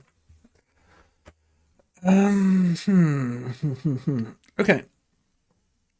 Shall we talk about one of the things that still irritates me with the Hyper Neo Geo 60 emulation, and that is this. Right, sound is going to be rubbish. Right. So the networking check. MAME currently runs a timer and then shoves a value into a address somewhere to bypass that. Which kind of works. It gets the game booting. I don't think I'm going to get an audio claim on it now, Aussie guy. Let's get quiet. This scroller, that's meant to scroll Xtreme Rally, and in old versions of MAME, it did scroll Xtreme Rally. You know why it doesn't scroll Xtreme Rally correctly anymore? It's not a video emulation glitch. It's network related. I think because it thinks it's part of a network... Sorry, the sound is really, really bad. It is trying to sync up two different screens to do the Xtreme Rally scroller, but because the network isn't actually emulated, it gets stuck. It's trying to sync it to a screen that's not scrolling, so it doesn't scroll at all. Now, I know if you do a loopback on the original board, you can run one PCB and the scroller works. So clearly the way MAME is hacking around the network on this is not how it would have worked on the original board. Now there is an entire network CPU that probably needs to be improved, the emulation of it needs to be improved. But yeah, it's a shame. Now if you set the network ID to 0, the scroller works again. If the network ID is 0, you can't coin up the game because there's a piece of code in the RQ routine that Happy pointed out that if the network isn't working, it just skips reading all inputs. So it annoys me because the demo, the fades aren't perfect. Otherwise, the demo is actually looking pretty good these days, apart from that scroller. So you did hear network, Ariane. But yeah, the network CPU definitely is emulating better. Otherwise, okay, you know, I've shown a lap on this before. I'll put it on trial mode. I'm not going to play the course with the bad. Well, maybe no. I'll play the course with the corrupt waterfall because it's another talking point, isn't it? It's one of the few effects I've not worked out yet. Probably the network fires an interrupt. There is I think it is firing an interrupt at the moment, but there's all sorts of stuff with like shared memory and things like that, and I don't think the network CPU is running properly. And also, if it is, the loopback part of it's probably not correct. I don't know. Unfortunately, much like sound emulation, I'm not really a network emulation person, so it's one of those where I'm gonna have to hope that now that they run pretty well, somebody else will pick it up. Well, yeah, so frame rate wise, we're running at about 100% here on my 4 GHz machine, so performance on these isn't actually all that bad. Now things like the car markers being above the 3D when they're around the corner and the trails, that happens on the hardware, that's not a glitch. This is a glitch. There's this lovely broken mist effect. That is using a line mode, much like the Fatal Fury floor and the Bariki 1 floor. But it's a different line mode. And I don't understand the parameters on it. And that is the only place it uses the line mode with these parameters. And if you're trying to get real hardware recordings, you can barely see that mist effect. Pardon me. So it's not very easy to know exactly how it should look, apart from not like that. However, otherwise, yeah, these games look really good now. There's some missing lighting effect where the track's meant to be a bit darker towards the back of the screen. back, back far in the distance. But other than that, the texturing is all fixed. Places where the polygons, disappear a bit like that, they happen on the PCB. But yeah, overall, if you turn the volume down, these Hyper Neo 64 racers are, in the current version of MAME, incredibly playable, as say are all the Hyper games. And I just wanted to show that they run well. The Samurai Showdown games are the ones that don't perform quite as well as the others. They're a bit weird because the frame balance is all over the place because they only run at 30 frames a second. So you can unthrottle it and run it about 120% here, but throttled it runs about 75%. Because one frame the game is literally doing nothing and then the game is busy. It just throws off the balance. However, the rest of them run basically 100% on my machine. And there is room for optimization further down the line, I think. But I don't want to optimize it until all the video effects are understood, because I don't want to dig myself into a corner or something like that. Pack myself into a corner? Dig myself into a hole? Both at the same time?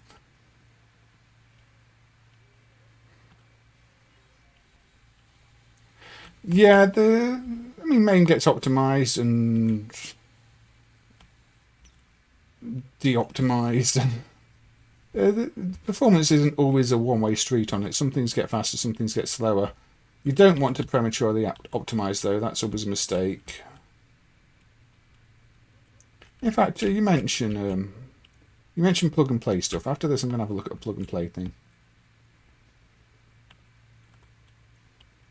So yeah, race around. The main issue with these games in terms of the game design, I think, is just that there's not enough content.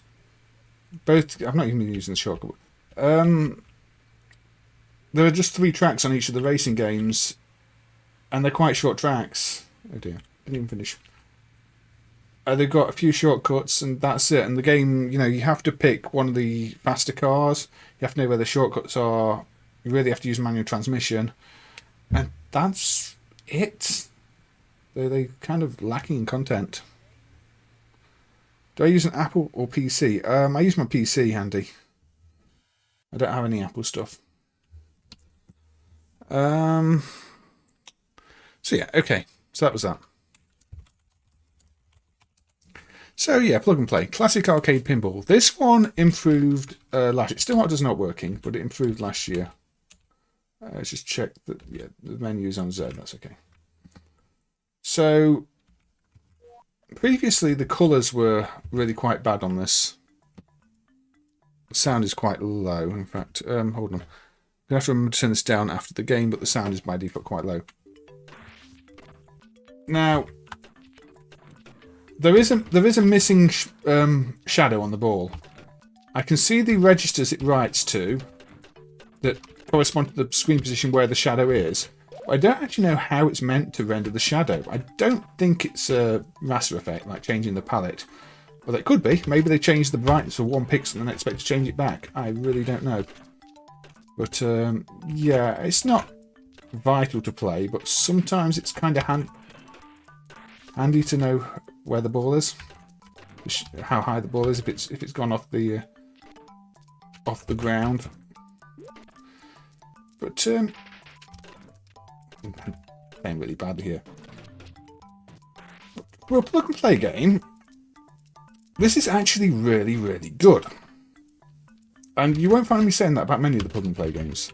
I think you can. I think maybe you're meant to be able to tilt it. I don't. Yeah, there's a tilt there. You go. If you shake the real controller, it tilts it. I believe was the case with this one. Yeah, most of these plug and play games are minimal effort, but this is actually a nice little pinball game with a decent physics simulation and 3 tables.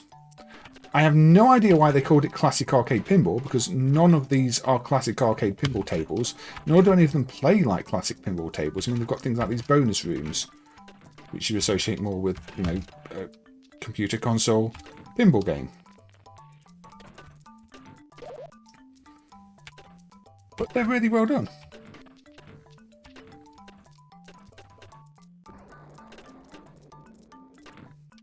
There's loads of little features. You've got your pinball style display on the right hand side there. Sometimes if you're cheeky you can use the tilt to get it back up again. Yeah, there's 3 tables, and in older MAME versions the colours were completely wrong, because it doesn't use an RGB colour scheme. It uses a sort of hue saturation value type one. So Olivia found a way to fix it.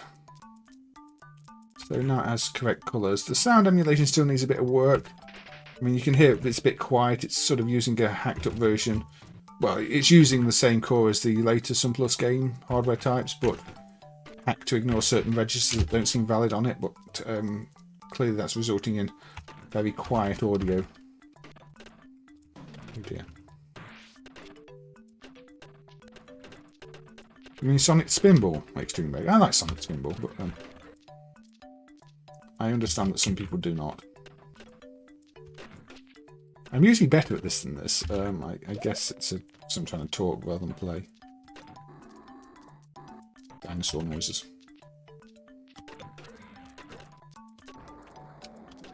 There are some really bad pinball plug and plays as well. Ones that are just hacks of NES games. So, yeah, I think if I was to pick one Jack specific plug and play to save from extinction or take to a desert island, it would probably be this one, although I'd still need a TV to plug into.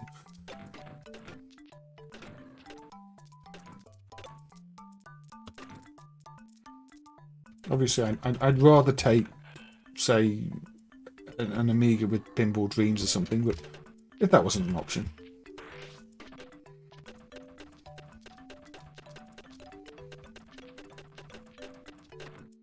There are a lot of plug and play games.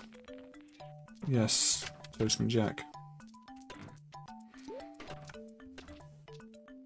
I don't know if you'd find enough people who care about them, but there are a lot of them. I've still got to get back to try and improve some of them as well. Some of those later ones, I'm sure there's a core bug. Last ball.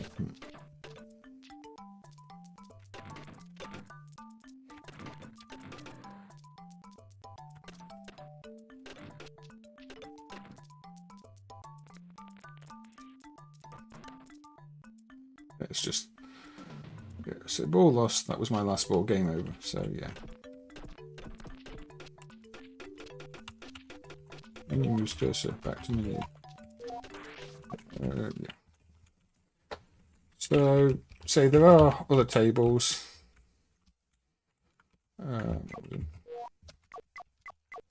There's arcade mode, kids mode, wizard mode. Can't remember what. There we go. So there's Superstar Strike and there's a skate one. Get the idea. Skate one, skate park themed.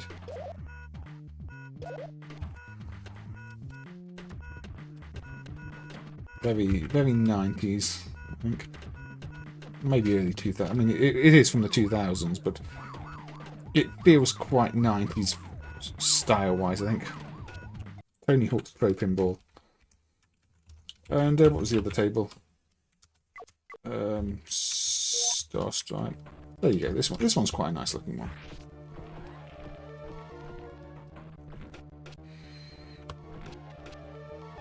Yeah, this is still marked as not working, but make sure to remap the plunger, because by default the plunger and the menu button are the same button, which isn't helpful. But remap that, and so you can have a good time playing this one. That little glitch at the bottom there where it doesn't quite fill the screen, that happens on real hardware too. Oh. Hey Peter, I see you have made a little donation for lager and hot sauce, which should pop up in a second. So, I'll wait. A bit like a Star Soldier, but yeah, that's classic arcade pinball and is worth checking out.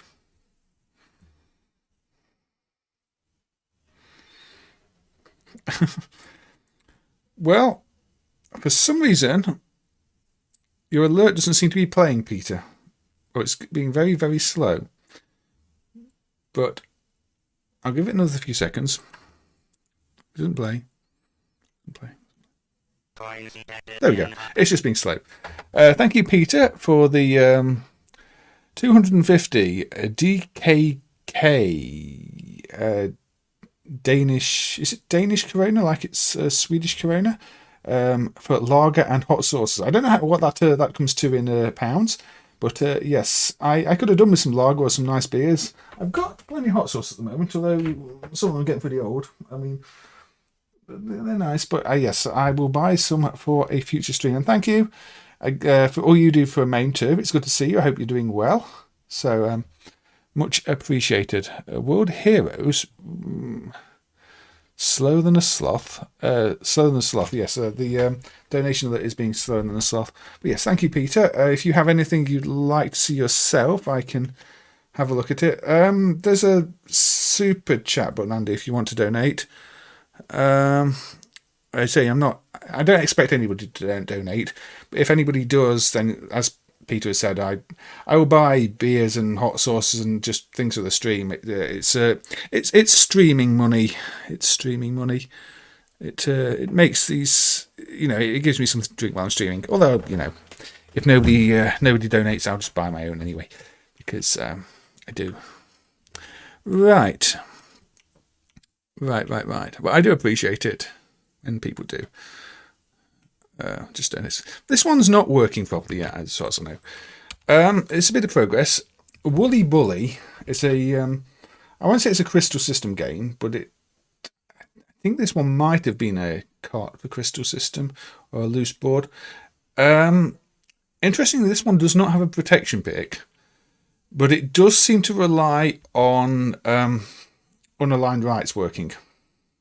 I deserve champagne. I don't drink champagne, Andy.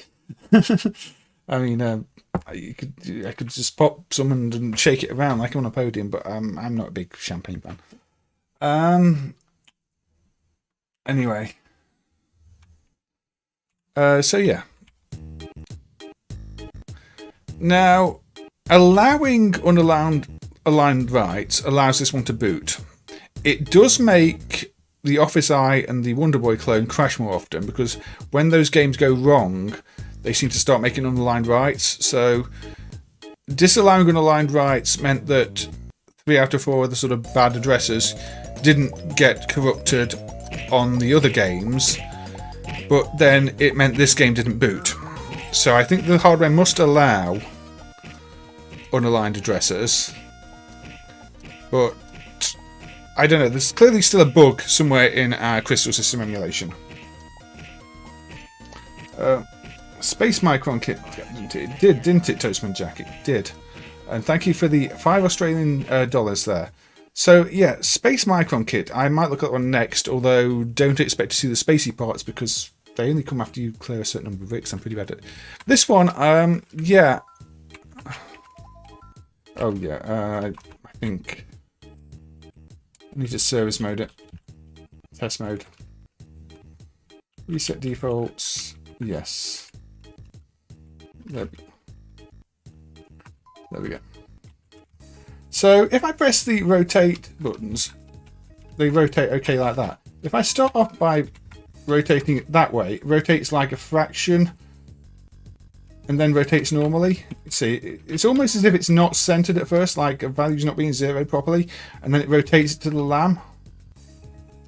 I don't understand it. So if you rotate that, it takes 2 presses to go back that way. Maths bug in the CPU core, maybe? I don't know. But yes, yes, Aussie Guy's friend done that, didn't it? Dillweed, was it? Aussie Guy?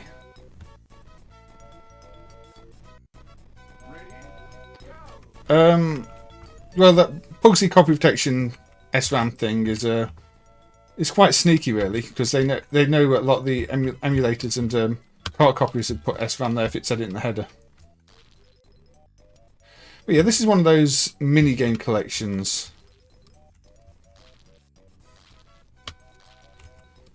But what I've noticed is some of the mini games don't actually work properly.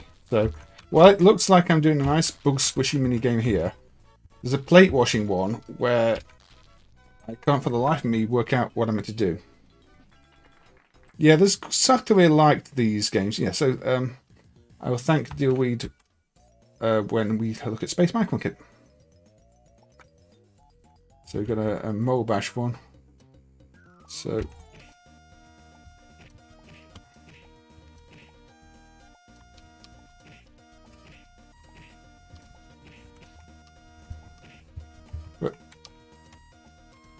this is primitive. This doesn't even have a manufacturer's name on the title screen.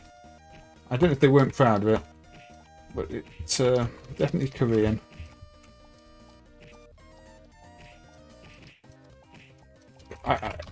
You just seem to have to mash the buttons on the stage too. It doesn't seem to punish you for pressing the wrong button, but... Hey Fibblesound, welcome. I'm playing some terrible Korean game right now. I hope you're doing well. I'm assuming you'll be on the Zypho stream later. The cockroach animations are uncomfortably fluid. Yeah, this game is a mix of animations are and aren't fluid. This is the game I don't really understand. It gives you a red plate. Okay, so you press the right colour, I guess. So, okay, blue is place. Oh. But then it tells me I got 7 and needed 13. I don't know. And there's times when I've got loads of them right, and it still said I've got like 3 right. So I don't really always get it. So again, it feels like there is a maths bug with this. But I could be wrong. Maybe it works fine. Maybe it's just I don't understand it. Oh, so I clearly got a lot. Did I not get enough? I don't know.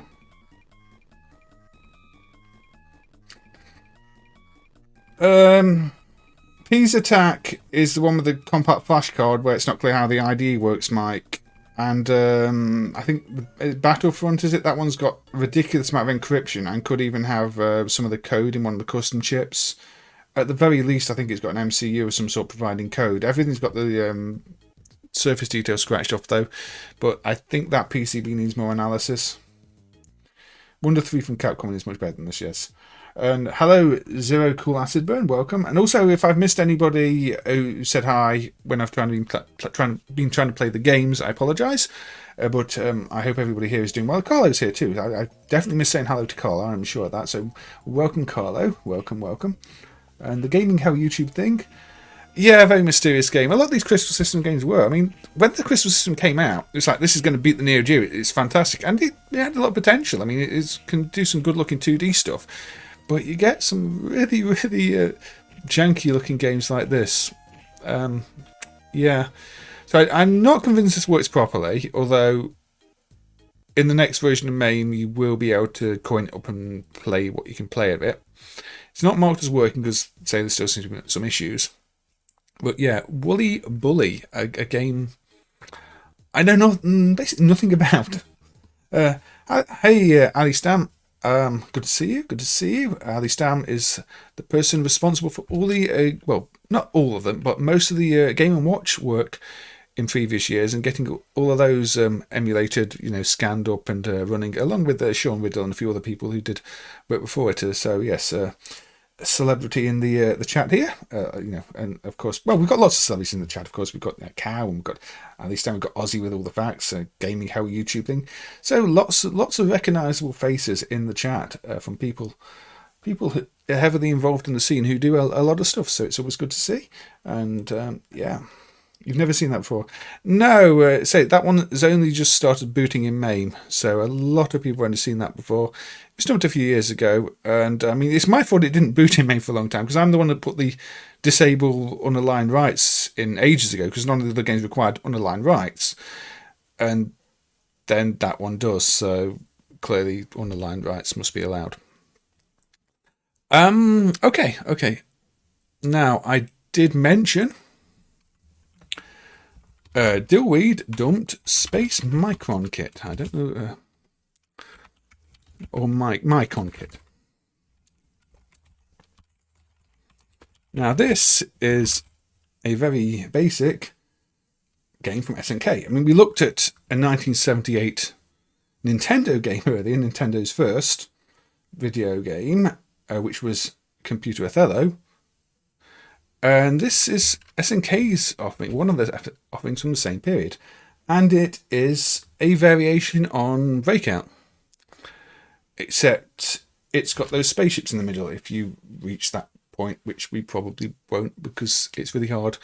Now, apparently what made these Micon kits stand out over the other similar games is that they have 4 score digits. So you've got 5 digits in the top for each player, but one of them is the number of lives, the other 4 are the score. And a lot of these games only had 3 digits. So the problem is I'm terrible at these. I really am terrible at these. I don't think playing on a mouse helps. Spinner might work. So it's beepy beepy, very Pong style. There we go. Get up there.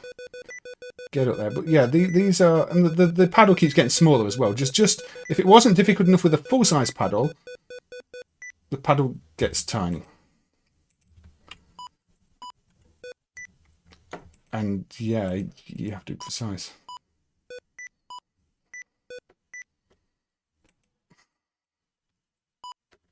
The numbers are on a line because the first number is your lives, the second number is the score.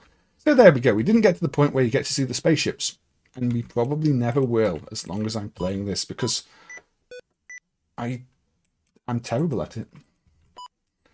Dillweed made this look so easy in the video. It's like, yeah, I'll just chill out and casually, play and show these spaceships that come along. It's like, nope, that's not happening. But rest assured, there are spaceships if you get past the first level. And they do weird things like make your ball go invisible just because what you really need on this is an invisible ball. No, it's...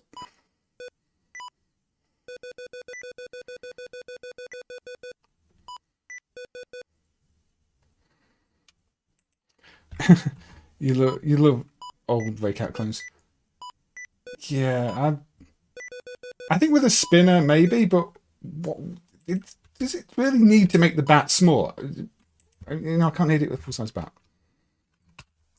But yes, I imagine Dillweed paid a lot of money for this because these old games are very expensive.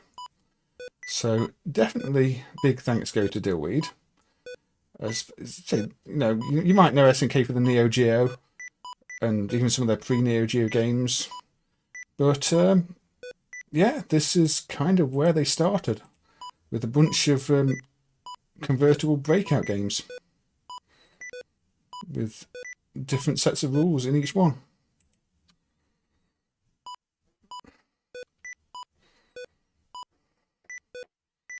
Notice in these early Breakout games, the collision is quite dodgy too against the bricks at diagonal. You can hit through brick. Yeah. There's absolutely no chance of you seeing the second level that I'm playing. So if you want to see the spaceships, Dillweed does have a YouTube channel, and you can see this running on original hardware, complete with this board is really old and barely working at this point in some senses. Glitches, where the game sort of just freezes up sometimes, but yeah. GB's good. First screen, the ball is moving like crazy. Yeah, 5 lives is the maximum. 800 points replay. But yeah, I think if you hit the big submarine-like one, your ball goes invisible. The other one, it bounces it off. But that only starts happening on the second level. And as you can see, yeah, I suck at the game. I'm not going to be getting to the second level. But maybe if I had a cheat. Maybe if I had that line going along the bottom like that, that would help, but I don't. So yes, I don't think there's much more to show of that one, to be honest. I'm glad it's emulated. I'm really glad because I think even when they were doing that official SNK collection, they couldn't get hold of all of them. And they have now got that one because of Dillweed. So I don't know if they'll add it to that collection if it wasn't on there as DLC or a free download, or if they just have to wait till the next SNK collection. Yeah. You have the footage of you've got your own video for your Aussie guy. Yeah, you're better at the game than I am too then. So yeah, if you want to see see what that should look like with the extra levels, Aussie Guy's got a link for you there. BG sounds like a bootleg. BG sounds like a band, or part of a band. Strangely. Right, what we're going to do next? Okay. Okay. Let's go with Checkman. Now, Checkman by Zilek Zenatone. This is a really odd one.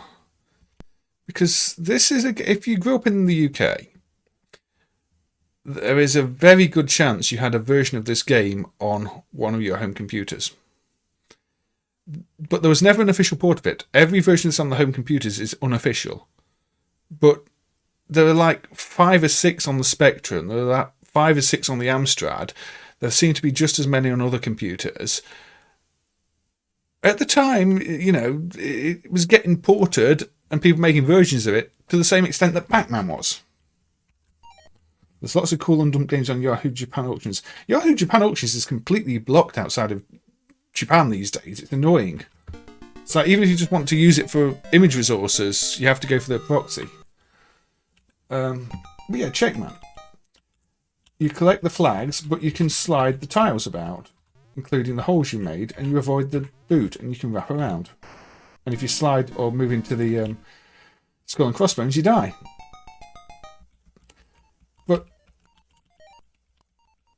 there doesn't seem to be any information on who actually made the game in terms of programming it. We know it was like published by Zilek Zenatone.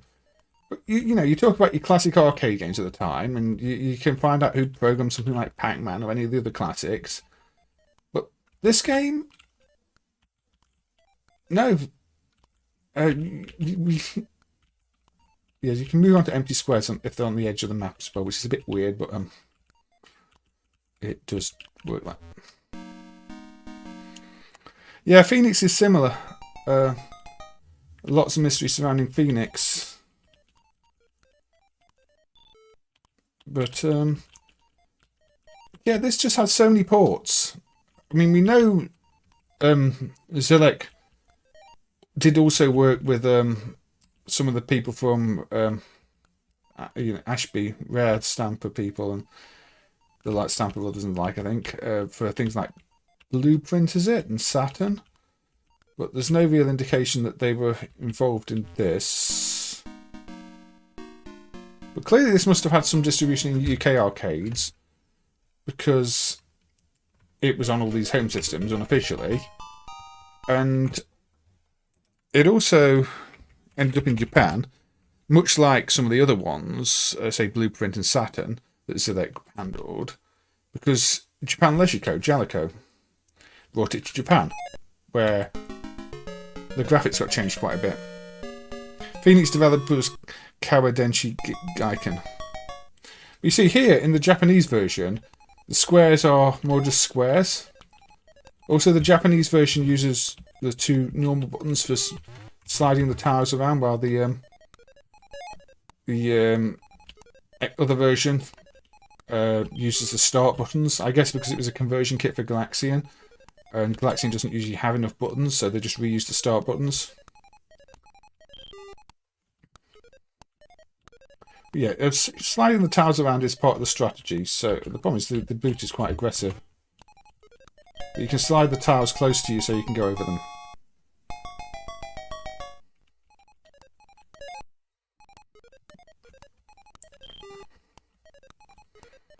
Are you still in the chat, Peter? Did you have a request? I don't remember you seeing you put one.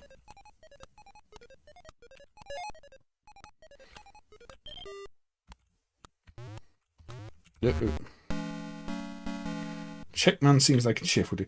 He does seem quite happy, considering there's this boot around trying to stamp on his head. Got 2 boots now. Yeah, the key to this is mastering the sliding. Which is sometimes the only way you can untrap yourself too.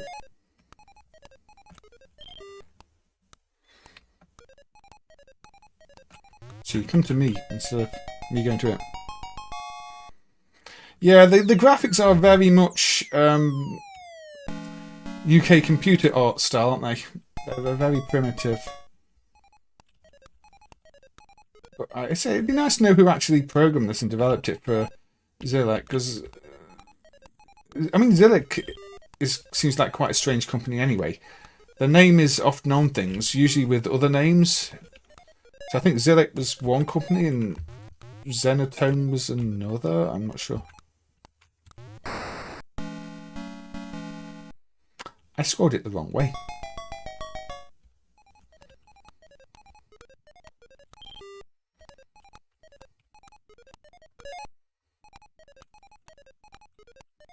But yeah, I think it was like TNT or something on the spectrum. TNT on the spectrum I had it as. And it was Quackerjack on the Amstrad, as well as other things. Hey R09, welcome, welcome. Late is fine. Late, I don't have any problem with anybody joining late. Obviously, people can join when they have time. UK computer games have better colours. I wonder if the CPC game works. I'm going to have to try it now, aren't I? I'm going to have to brave MAME's CPC emulation. And hope it's in the software list. It might not be.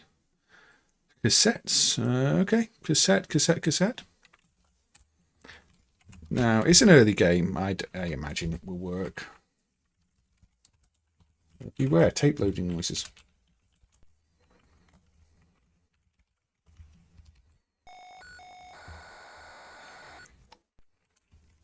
Good old Amsoft. Now that we know this was programmed by Paul Shirley in '84. The original arcade was '82.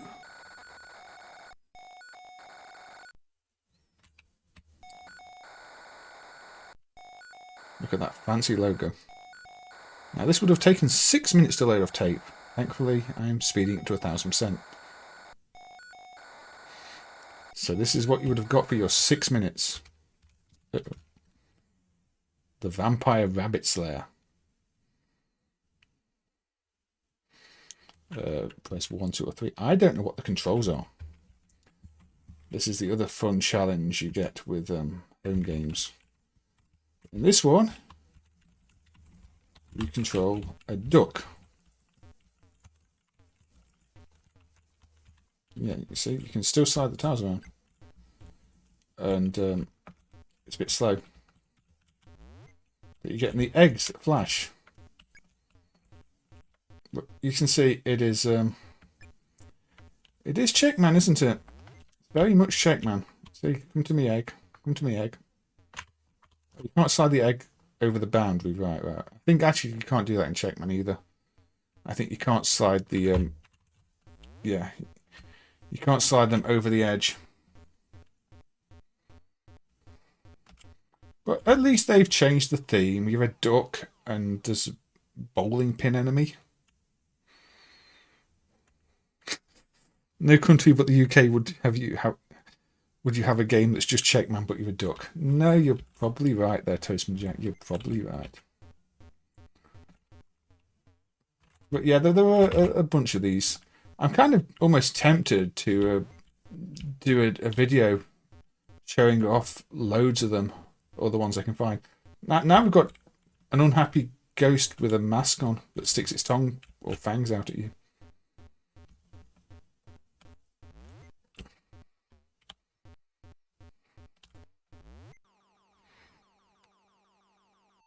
Instead of bomb disposing, you collect eggs. Yes, Aussie guy, you collect eggs.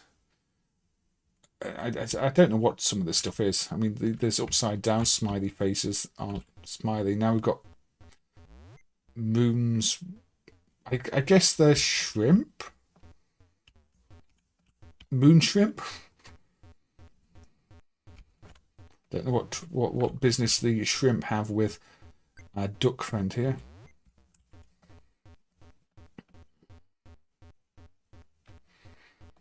I think there might be a Spectrum version called like Blockman as well. Or there's loads of versions.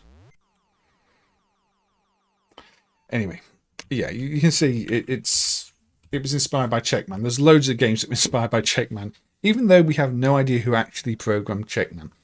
And it's an obscure Zilek game.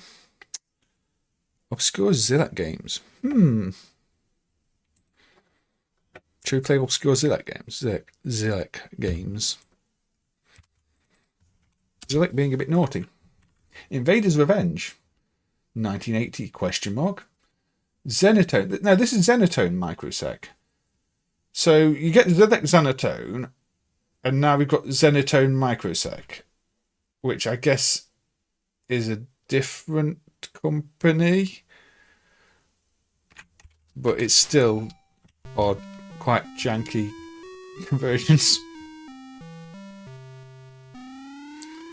Developed by Zenitone for Zilotech and Tako. Here we go. Here is a not licensed by Tako game, as far as I know, that clearly borrows a few things. These enemies, you may have seen them somewhere else. Yeah, there's the Space Invaders. As far as I know, Taito had no involvement whatsoever in this, apart from, drawing the graphics. And it's one of those where they're stealing things from the bottom. I think it also doubles up as your fuel. But this again feels very much like a home computer game that ended up in the arcades. It's got that, yeah, let's just rip off some popular graphics. Completely original characters. Manic Miner, I think you need to spend some time with Manic Miner Xtreme Rec. It's a good game. Oh look, these Space Invaders animate now. Did you ever know that they're only 2D? Space Invaders are flat. And turn into exclamation marks. That is their secret.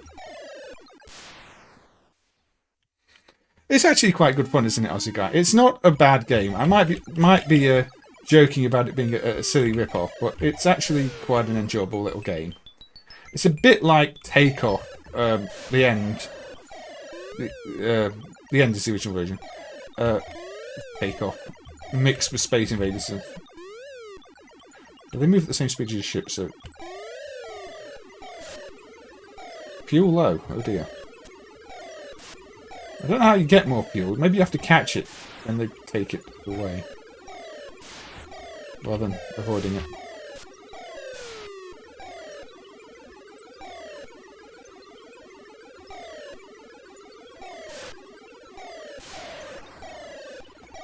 But yeah.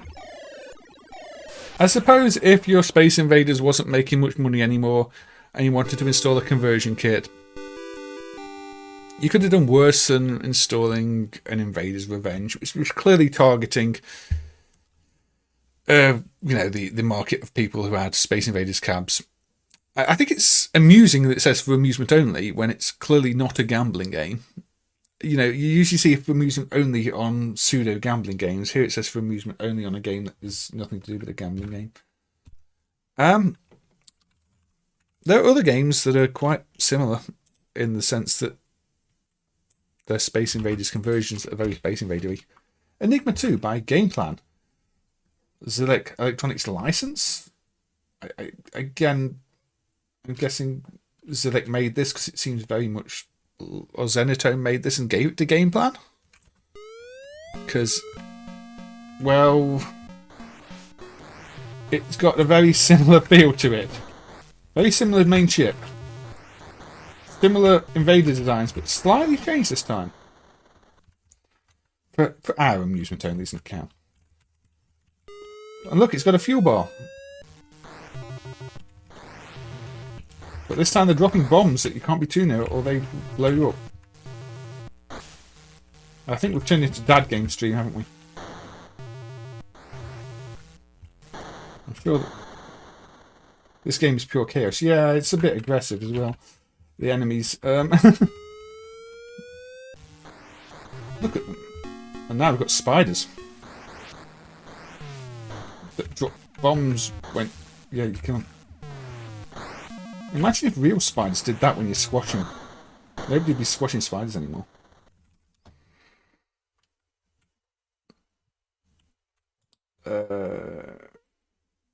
There's a stripped down conversion where it's missing the star field. There does seem to be a black and white version, yes, which was probably for different hardware.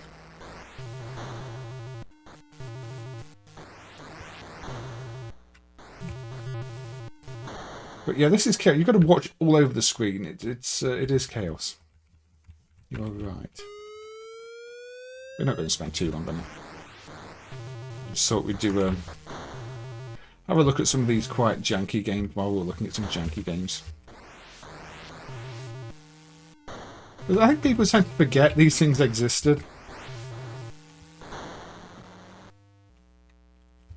Yeah, people can go on about how great the arcades were and how, you know, home computers had really quite janky games instead, but you know there were plenty in the arcades that could easily have been home system games. Those bombs are aggressive. Anyway, Enigma 2, yeah. I think we've seen enough of that. Right, have I got anything else on my list? Shall we stay on dad games? Shall we go to bad handhelds? Yeah, let's go to bad handhelds. One that I was looking at emulating. Probably on this view. Not going to spend long on this one either. You know those tiny, tiny micro arcades? Well, every single one of them has its own internal ROM that needs extracting, as well as the flash ROM, which is a real pain. And the only one we've got extracted at the moment is this, which is the Micro Pac-Man. This is the resolution. This is how it runs. I don't think this is the sound, although it does have terrible sound, but I think it's meant to be a bit better than this. Pac-Man eats dots as you're going around corners. Look, see it eat the dot below me there. If you're facing a dot in certain situations, it will eat it, even if you don't actually eat it.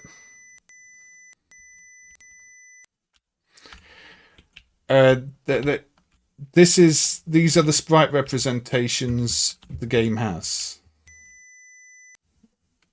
This is the art in the game. This is not scaled down. This is what it's rendering to the frame buffer.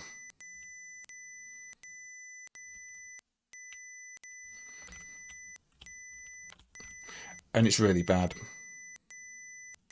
The line at the top being glitchy. See, again, it eats dots that I'm not actually going for. It's just really, really, really bad. And this is running on a 100 megahertz CPU, by the way. This is 100 megahertz of CPU power powering this at this speed.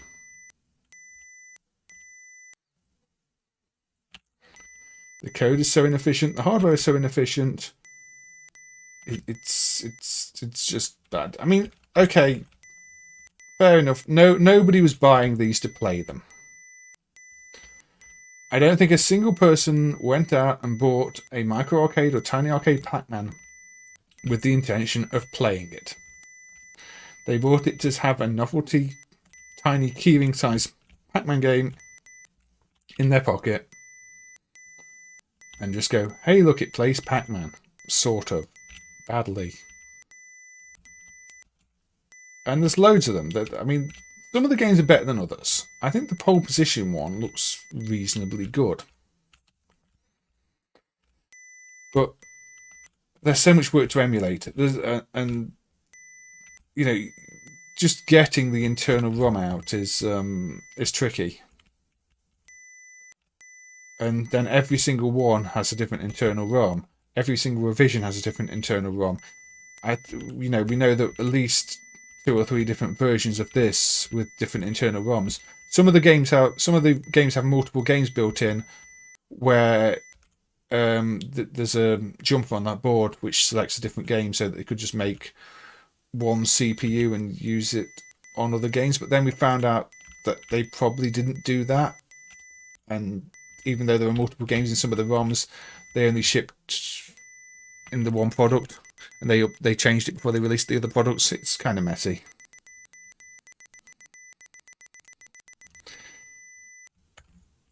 I guess on the hardware side, I mean, if you've seen these things, Smedis, they're basically credit cards. They're not much thicker than a credit card. They're not much bigger than a credit card. So it might not really have been possible to emulate it on something of that profile. But I don't know.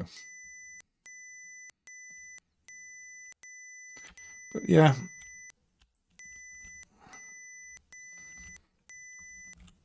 If you want to see poor Pac-Man. It doesn't have proper progression like Pac-Man. I think it does have the odd cutscene.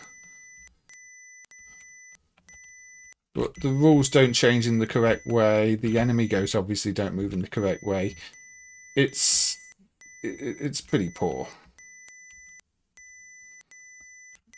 You mute the sound and waiting for the next game. I don't blame you, Robert. It's just a bit beep, beep, beep, beep, isn't it? Yeah. I will likely end the misery soon. I mean, I'm on my last life, I believe.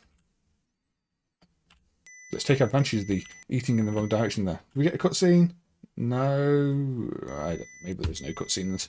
I can't remember. I don't even want to remember. But yeah, at some point somebody's going to have to extract all the ROMs from those things, and it might end up being something I have to work on. I don't want to work on those anymore. The proof of concept is that, you know, it'd be nice if somebody else was to sort of finish it off and get the others done. Should we have a look at another recent dump? This is another one that I believe we have Dillweed to thank for. Now, it is missing Starfield and sound, but this is Irem's Andromeda SS. Oh, you want Zavik's game? Guy Geki Go Go. Okay, we can have a look at that in a bit, Peter. I'll do that after this. So this, yeah, the enemy patterns are really fancy. In fact, the enemies are on a tile map. Look, if I unpause this with a tile map viewer, oops, you can see the enemy patterns on a tile map. That is a tile map. They are not sprites. They're really credit card size, maybe slightly thicker, but overall credit card size. I mean, the things in general, they're tiny. Hold on.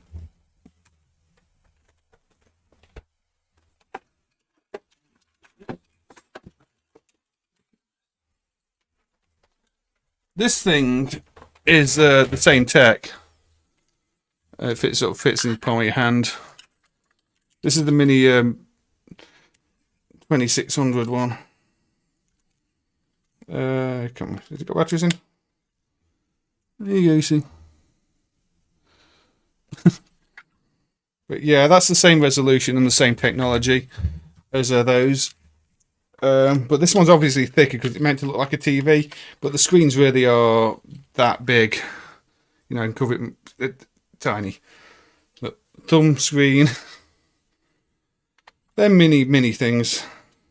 This one's not dumped. That one's got some interesting games. That's got a version of Tempest on, I think, as well, which is a bit different. Anyway. Yeah, I was going to play Andromeda, so let's play Andromeda. But yeah, this is nice and flashy. I do like the way the enemies move. Now, if you shoot the enemy in the middle, you get bonus points, high points. And yeah, the reason the enemies move down in steps like that, again, is because they're not sprites. They're on the tile map. So they can only move in tiles, and there's sort of there's lots of different tiles with the enemies partly drawn in each tile.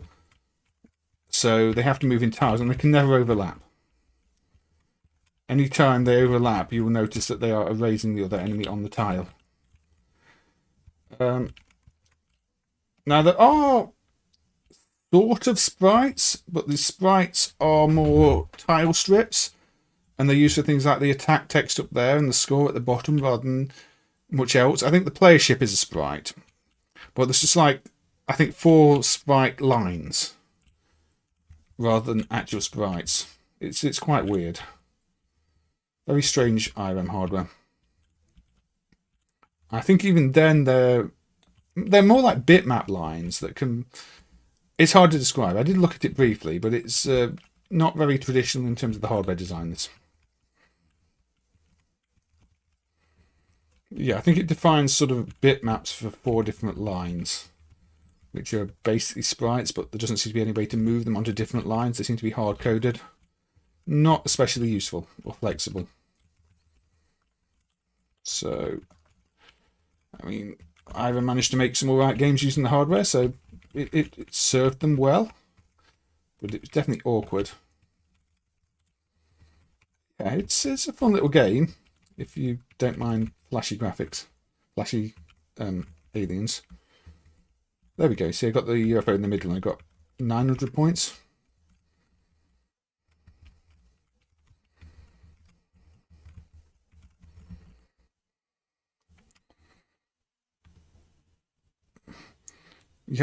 You've got a mini asteroids where you can straight to the centre. Sounds fun, Smedis. Sounds fun. Tiny arcade pole position has a vertical screen. Yeah, I guess they thought it would work better like that. I don't know. The logic behind those things is not always clear. So Andromeda SS. I think I'd already covered this in a video, didn't I? But yeah, it's a recent edition. It's pretty good. I like all the flashy colours. It stands out.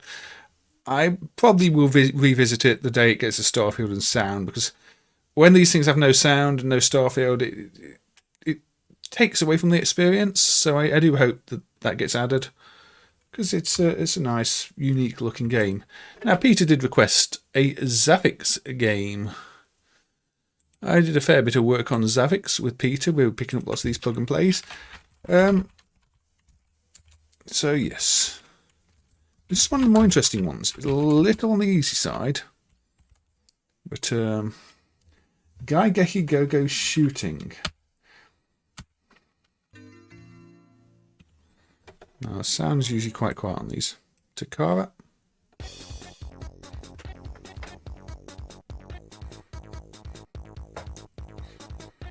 Bar. Yeah, I was doing the sheet there, wasn't I, Cal?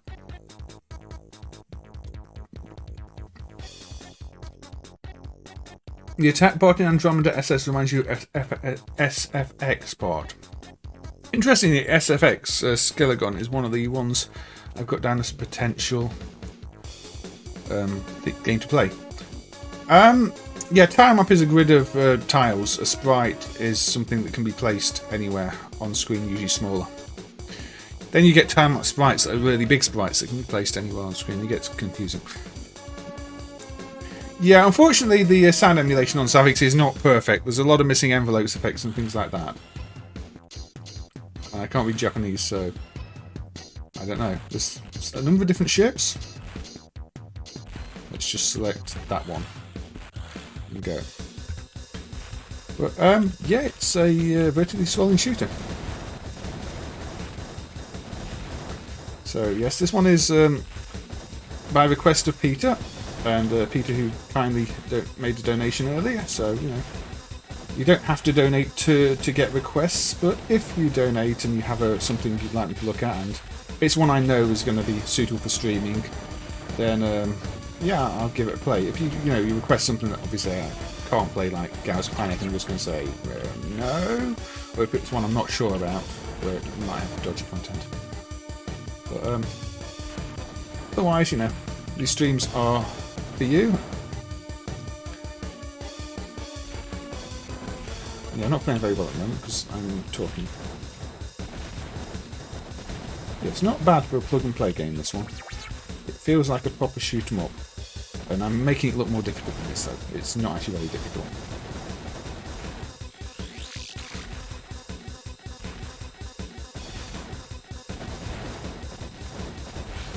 No Sushi Pie streams, no, because they're all Mahjong games, and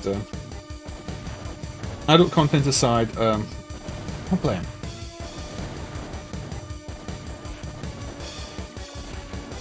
Reminds you of Aero Fighters 2. The destruction of the ground and the stone pillars is reminding me of something. I'm not sure Aero Fighters 2, but reminding me of something. I think I'm going to sneeze. I don't want to sneeze.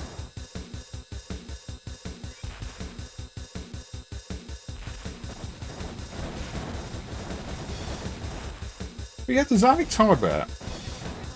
The resolution, at least on the original, is a little bit low. But otherwise, it's a very capable piece of hardware, and the original sound hardware is actually really good. The emulation's not doing it justice. But for a plug-play piece of hardware, you could do some nice stuff with it. The Super Zavix is a bit hacky on top of that, gives you some higher resolutions interlaced modes, but it's mostly high resolution background layers with the sprites stretched over them, and it's quite messy. Not properly emulated that yet. I'm missing all the power-ups.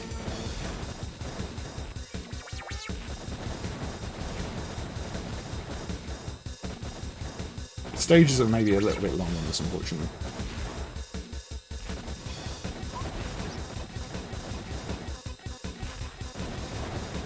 Oops. This is Gaigeki Go-Go Shooting, a plug-and-play game. The name is in the bottom of the corner, Stephen. Welcome, by the way, welcome. This is a plug-and-play game, one of those you could buy and plug into the TV rather than an arcade game. And yeah, I'm continuing to go back to start the stage. That will teach me for not playing the game and instead talking to everybody. But I like talking to everybody, so...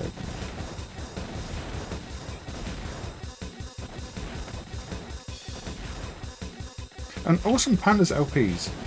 I don't believe I said hi to you yet, but I see your name down there, so hello and welcome. I don't know if you said hi when you joined or just sort of snuck in the back door, but it's good to see you. I hope you're doing well.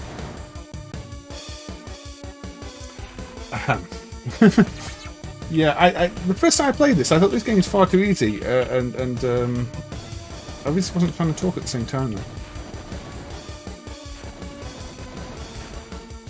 But I imagine not many people have played this, because these plug-and-plays often get overlooked. Especially Japanese ones with titles like Geki Shooting.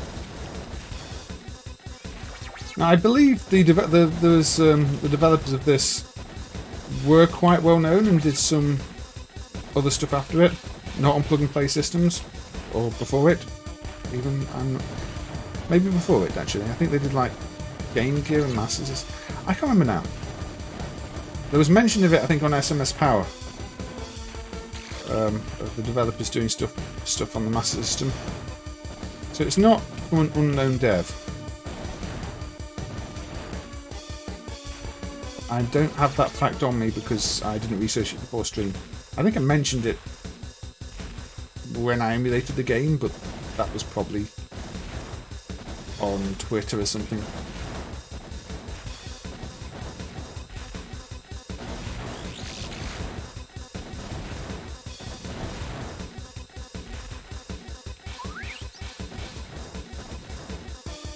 I do like the bomber plate there.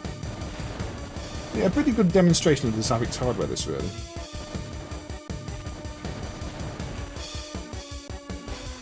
Kind of reminds me of a PC Engine game.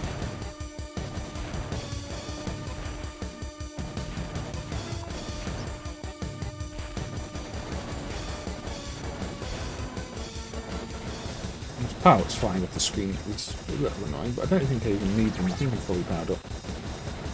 Points. All the points.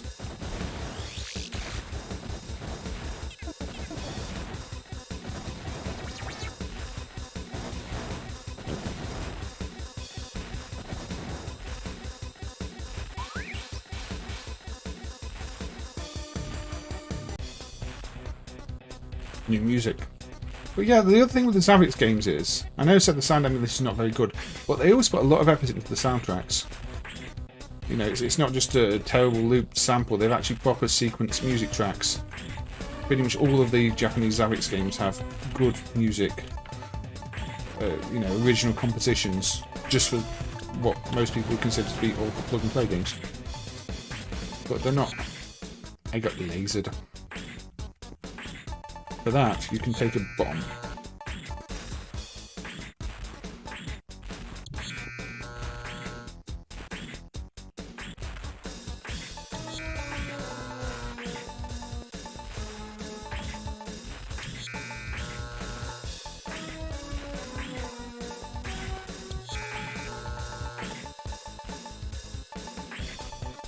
I'm better positioned. Oh dear.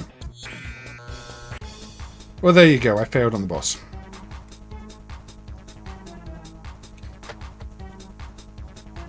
Yeah, the Scooby-Doo one's mod is not working because the save game feature doesn't work, unfortunately. But that's not a bad one either, really.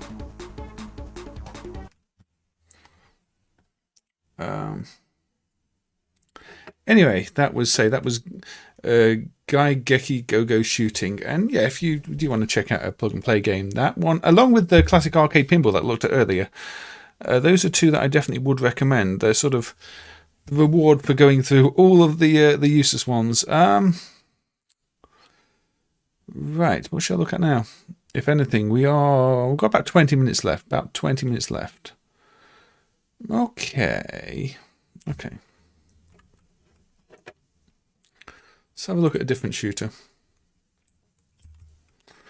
This one is not marked as a clone because it's just about distinctive enough to be its own release. Even if it was used as the basis for a better known game. This is Solite Spirits from Promat.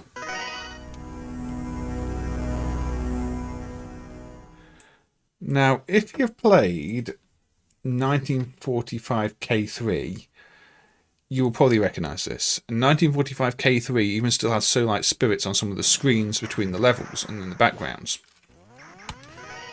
But this is the original release that Promat put out before it became 1945, pardon me, K3. So it's similar, but it also ends up feeling like a much earlier version of it. There's lots of different backgrounds and enemy patterns. It doesn't really play quite the same.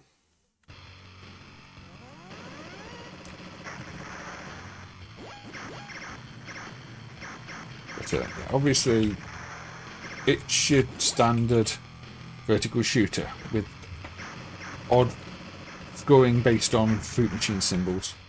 Because why not? Who doesn't just want to put fruit machine symbols as your sort of medal type pickups?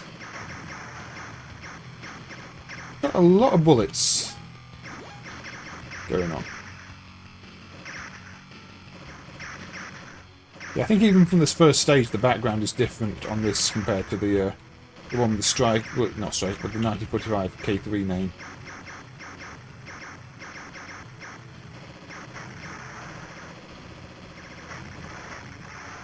Bye-bye, bridge.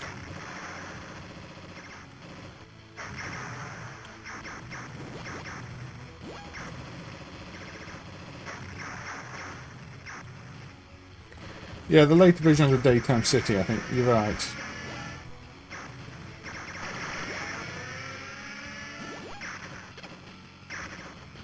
But they definitely reworked it quite considerably. Which I think is why it didn't get set as a clone.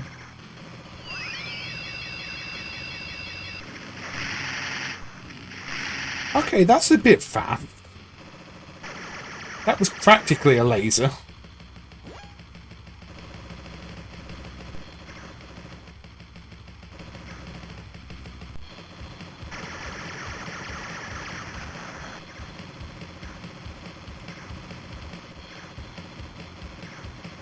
Yeah, for a game from a relatively unknown developer, they've got some decent bullet patterns going on here. They've managed to get a lot of bullets on the screen. It does have a bit of slowdown, but not excessive. Sound is kind of awful, but the hardware's basically got bootleggy loop sample sound system. Solite Spirits.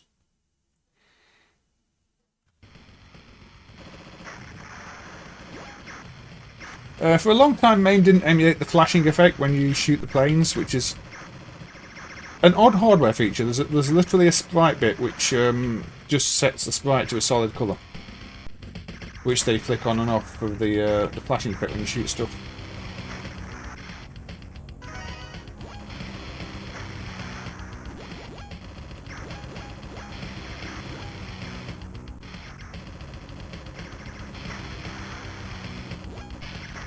But yeah, it does slow down, but it's not one of those where it slows down and it suddenly feels like the controls are broken.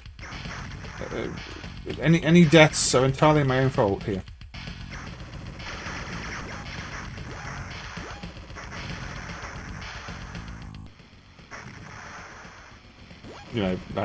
Driving into bullets, flying into bullets.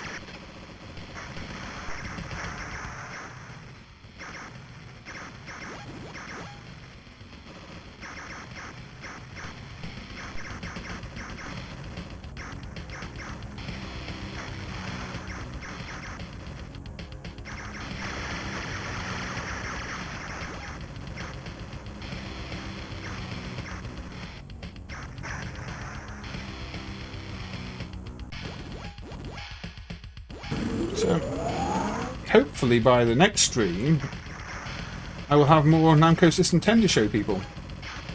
Although the next stream is probably going to be quite soon, because I'm kind of thinking I should probably do an Easter Sunday stream if there's time.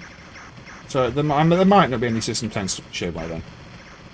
It depends. It'd be nice if there was, but maybe one game if the dunk shows up.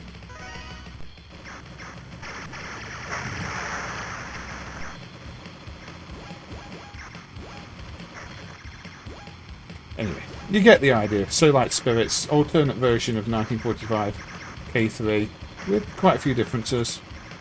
I believe it was released as its own game rather than being a prototype.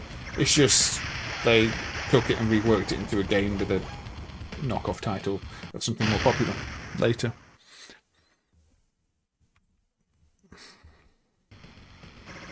It feels like it has 30 final bosses. No, I'm just making it look like it has 30 final bosses, Smedis. You should probably put a boss that doesn't shoot at anything and I still collide with it. Look, it's a snake plane.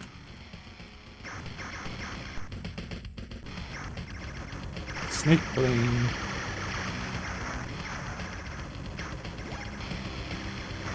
This is also a nice simple piece of hardware. If you want to write an emulator for a 68K based platform and want a really simple 68K based platform, this is a fairly good one to start on. It's just some time lapse and some very simple sprites. It's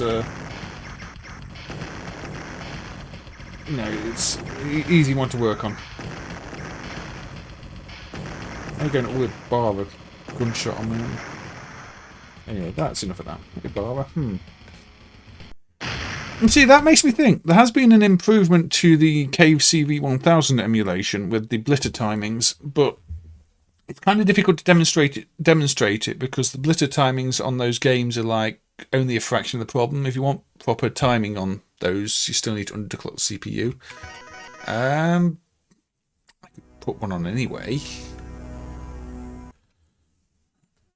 Do I want to? Do I want to? We've got 10 minutes left. Yeah,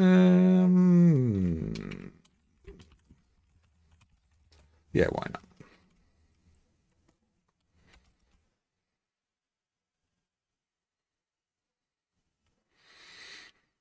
It's got super big climactic things, but it just keeps going and going and going. I guess they wanted a lot of shooter in there, didn't they? So yeah, I don't think this is really going to demonstrate the fix. Well, there has been a fix, an improvement to the timings. But since it's only part of the problem, you're probably not going to notice.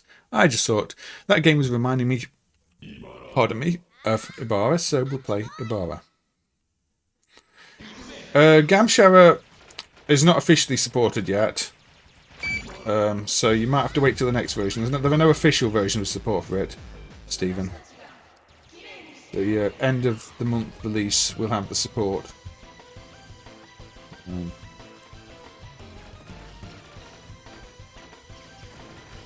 You can build from the sources, but I don't know. Okay. This is the black label version of Ibarra, where it's changed to act a bit more like a Dodonpachi type or traditional cave game, with things attracted to your ship and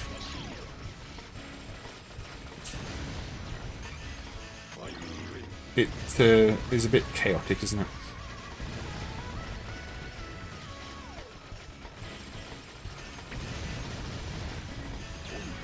I think visually of the CV1000 games, I do like the look of this one. It's got that rising star, very much Battle Back Raid, Battle Galaga visuals. And that visual style is a good visual style. Does mean you have to look quite carefully to find the bullets sometimes, but they're not too bad. I mean, they knew what they were doing. They made them pink and other very visible colours against a background. I mean, they learned from the original Battle Galaga release where you could barely see the things.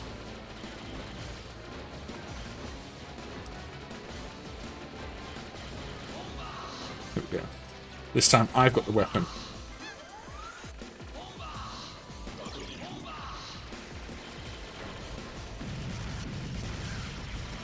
Ooh, no. Yeah, they the same team, the same designer worked on this.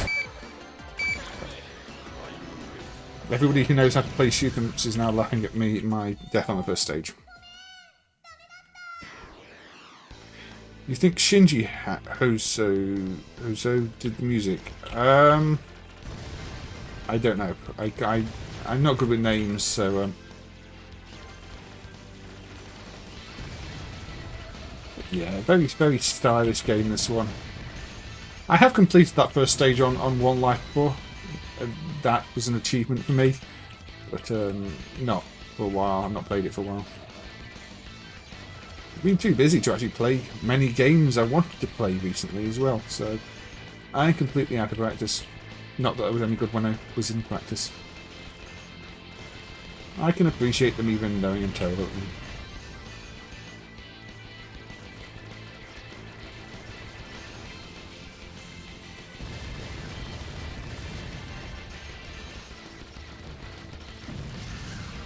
I did want to have a look at one other game after this, actually, so we might not play this for too long.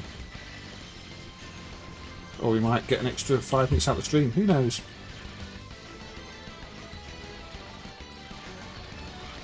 I hope nobody's got anywhere important to go. Unless it's like really important. Like life-changingly important.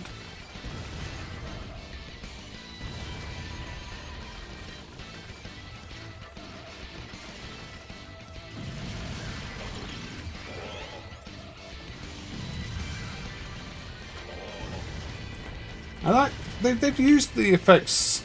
Well, it's a blitter, but they've done a lot of nice looking effects. The little wavy lines on things as they disappear. So there's a lot of attention to detail with this game, and that's what I like about it. He also worked on the Street Fighter X games. They're kind of forgettable, unfortunately. Street Fighter X games. Maybe not audio-wise, but in terms of the actual games, it's like, it's Street Fighter, but it's in 3D, and didn't need to be. Why is that beep so loud?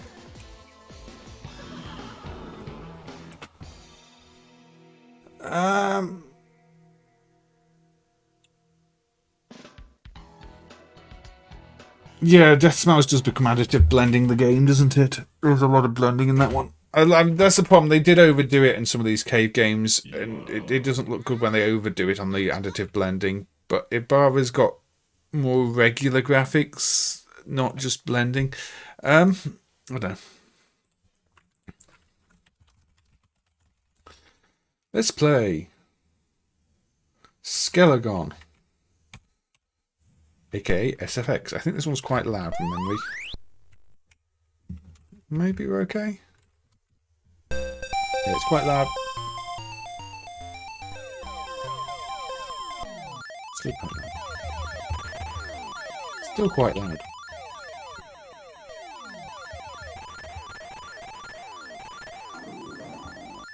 and that thing comes to charge at you.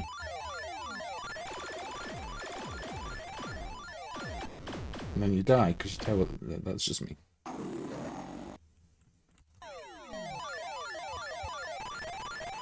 Now this clone I think was only emulated last year. The original SFX version has been emulated for a while. I think there's some protection involved in it or something like that. I can't remember. This is what I think Aussie guy was saying the attack reminded him of. When Andromeda was doing the attack message, it does it here. You get the big attack in the middle of the screen. I mean, there are other games that do it though, aren't there? I mean, you've got... Maybe not saying attack, but a similar idea. It's Bosconian with its condition red, which indicates it's dangerous, and... Anyway, I'm really better at this game.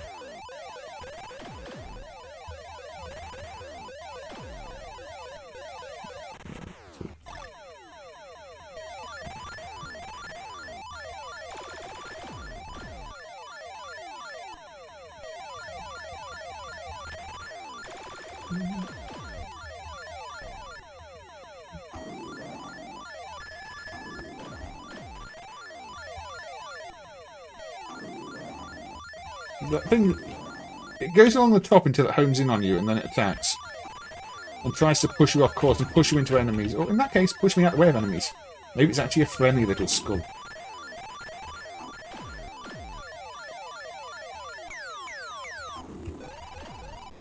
That time it wasn't. No, this isn't Mooncrest to Nosemenders.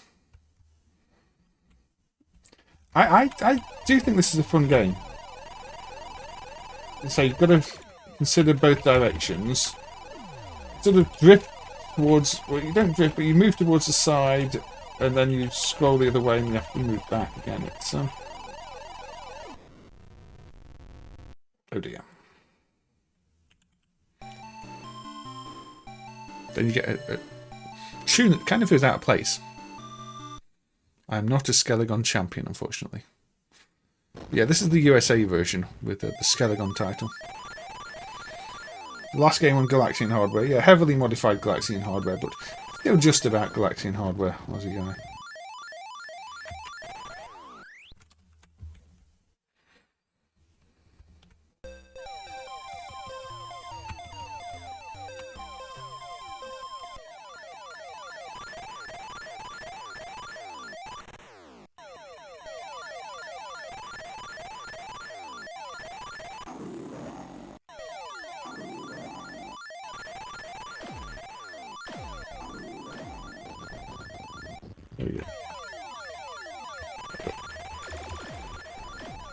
You can shoot the bullets, which is an interesting thing. Lots of games don't let you shoot the bullets. This one, yeah, if you line up the bullet, you take them out. And killing that thing gives you a power, as you can see, because I've got 3 shots now. So, now I'm back down to 1 again. I crashed. Defender sound effects. I'm not really getting that much Defender from it, but...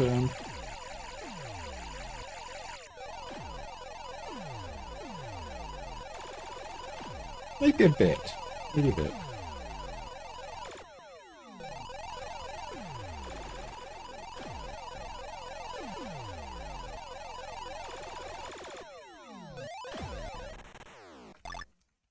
Action 2. Yeah, definitely check this one out if you've not played it. It's an enjoyable classic shooter. You know, clearing out these waves.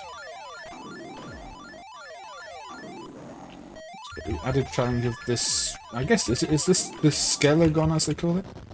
There we go, come on. Extra power. I died. Yeah, Galaxian hardware was like that. I mean, you look at the number of things that are clearly Galaxian influence, but at the same time, there's so little of Galaxian left. It's like, where does Galaxian end and something else start? But, yeah, okay, so Skelegon. Is there anything else I essentially need to cover? Let me have a little look at my shortlist. Dun dun dun. That would have been fun, but it's not new. I keep putting there's some games on this list that I've put on this list so often and never got around to. I did say I might play Beast Busters 2, but we ended up looking at Xtreme Rally instead. So Beast Busters 2 can come another time. Somebody going to fix up the Nokia 3310 one day? I'm fed up of being told to contact service. I'd really like to just play Snake on it, you know. Teed off, it's not interesting. I was going to look at Super ACAN. It's not improved much. Let's look at Super ACAN. I think the sound was emulated a while ago, although the sound does cause problems with some games not working. The controls not working anymore. But Boom Zoo is one of the ACAN games that does run with sound, so I may as well quickly look at it. I do plan on looking at ACAN again at some point. I mean, ACAN is one of those, for me, like Hyper Neo Geo, where I've looked at it loads of times and not managed to make good progress. And so I'm just hoping if I look at it again, maybe one day I'll make good progress on it. But I really don't know. It just seems annoying in many ways. It's got lots of things that don't quite make sense. You have to go, Julie. Okay, take care. Thank you for being here. I hope you do well, and hope to catch you another time. You need Doom on Galaxian hardware. Pushing it a bit. So Boom Zoo is, well, it's Bomberman.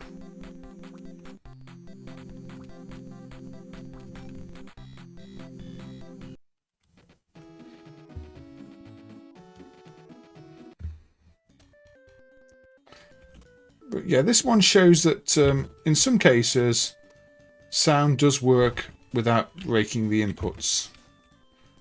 So, I don't know why in some games it does break the inputs though. I heard that quack.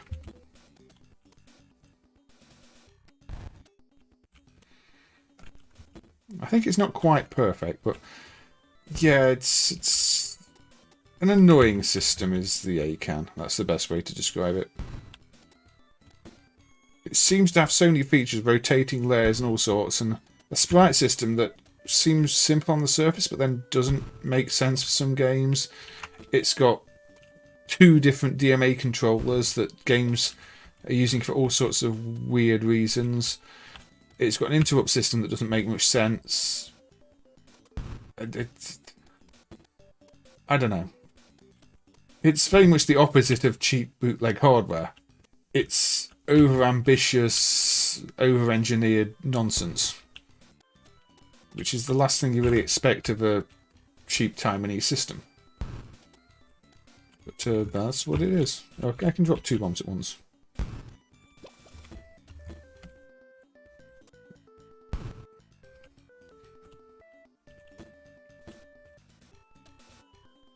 Come on.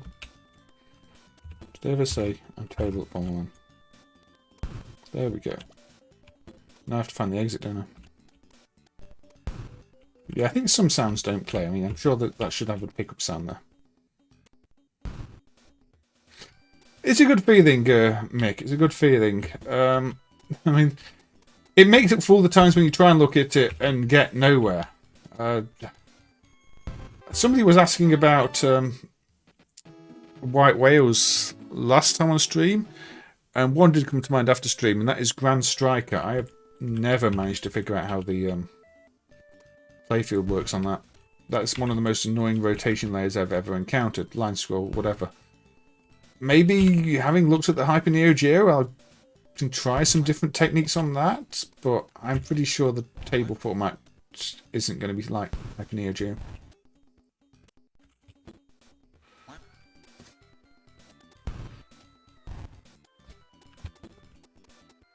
I don't know. There we go. I got fed up with quacking at me. Oops, I think it was still in the wrong place then.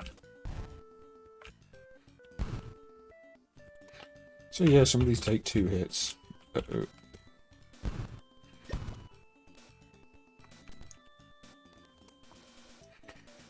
far as Bomberman clones go, I would say this was actually competent.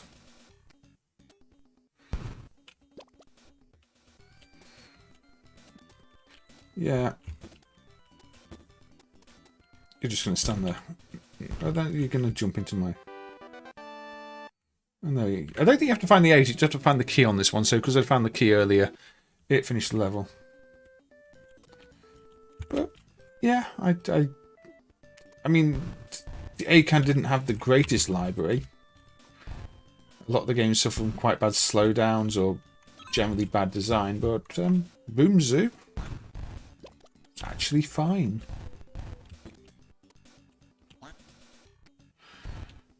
And it even looks probably a bit better than a lot of Mega Drive games. Not saying it plays better, but visually this isn't bad, is it? Top 5 things that are comically over-engineered. Off the top of my head, I can't. There are quite a lot that are far more complex than you'd imagine with the games on them.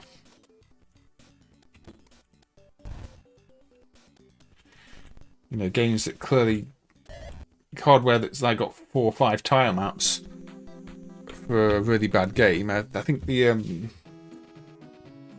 Ashita no Joe game, the Taito one's got like about 5 tile map layers for a terrible Punch Out clone. But anyway, CDI is definitely over-engineered. There's a lot of them. Anyway, yeah, I think with that, and considering it is almost 9 o'clock, and I've got streams I want to be watching, I'm going to hop over to Zypho's Amstream and watch some Amstrad CPC. So I'm going to call the stream there for now, I think. So thank you to everybody for watching and talking and chatting and leaving comments and giving me something to apply to and distracting me from the games and making sure I die plenty of times, because it just wouldn't be one of my streams if I actually dwell in any of the games. But I hope you've all seen something you've not seen before, or found the progress I've been showing interesting. Say the Konami sound fix that we started out with probably doesn't fix that many games, but it's a nice little one to have. And some of the progress from throughout the year, say you got to see the Mitchell System 10 games in English, and know what dip switches you have to swap for those, and a bit of Psion handhelds. There's been all sorts. So I've enjoyed showing them. So yes, thank you to everybody. Everybody's saying good night and goodbye and have a good day. So yeah, thank you, Mike, Iris, Smedis, Peter. Yep, thank you for the donation again, Peter. Thank you, Aussie Guy. Thank you, Alpha. Thank you, Mick. Thank you, Mr. Fungi. Thank you, R09. And yeah, so thank you everybody, really. So I'm going to now go to the one that says outro. So there we go. Thank you. Good night.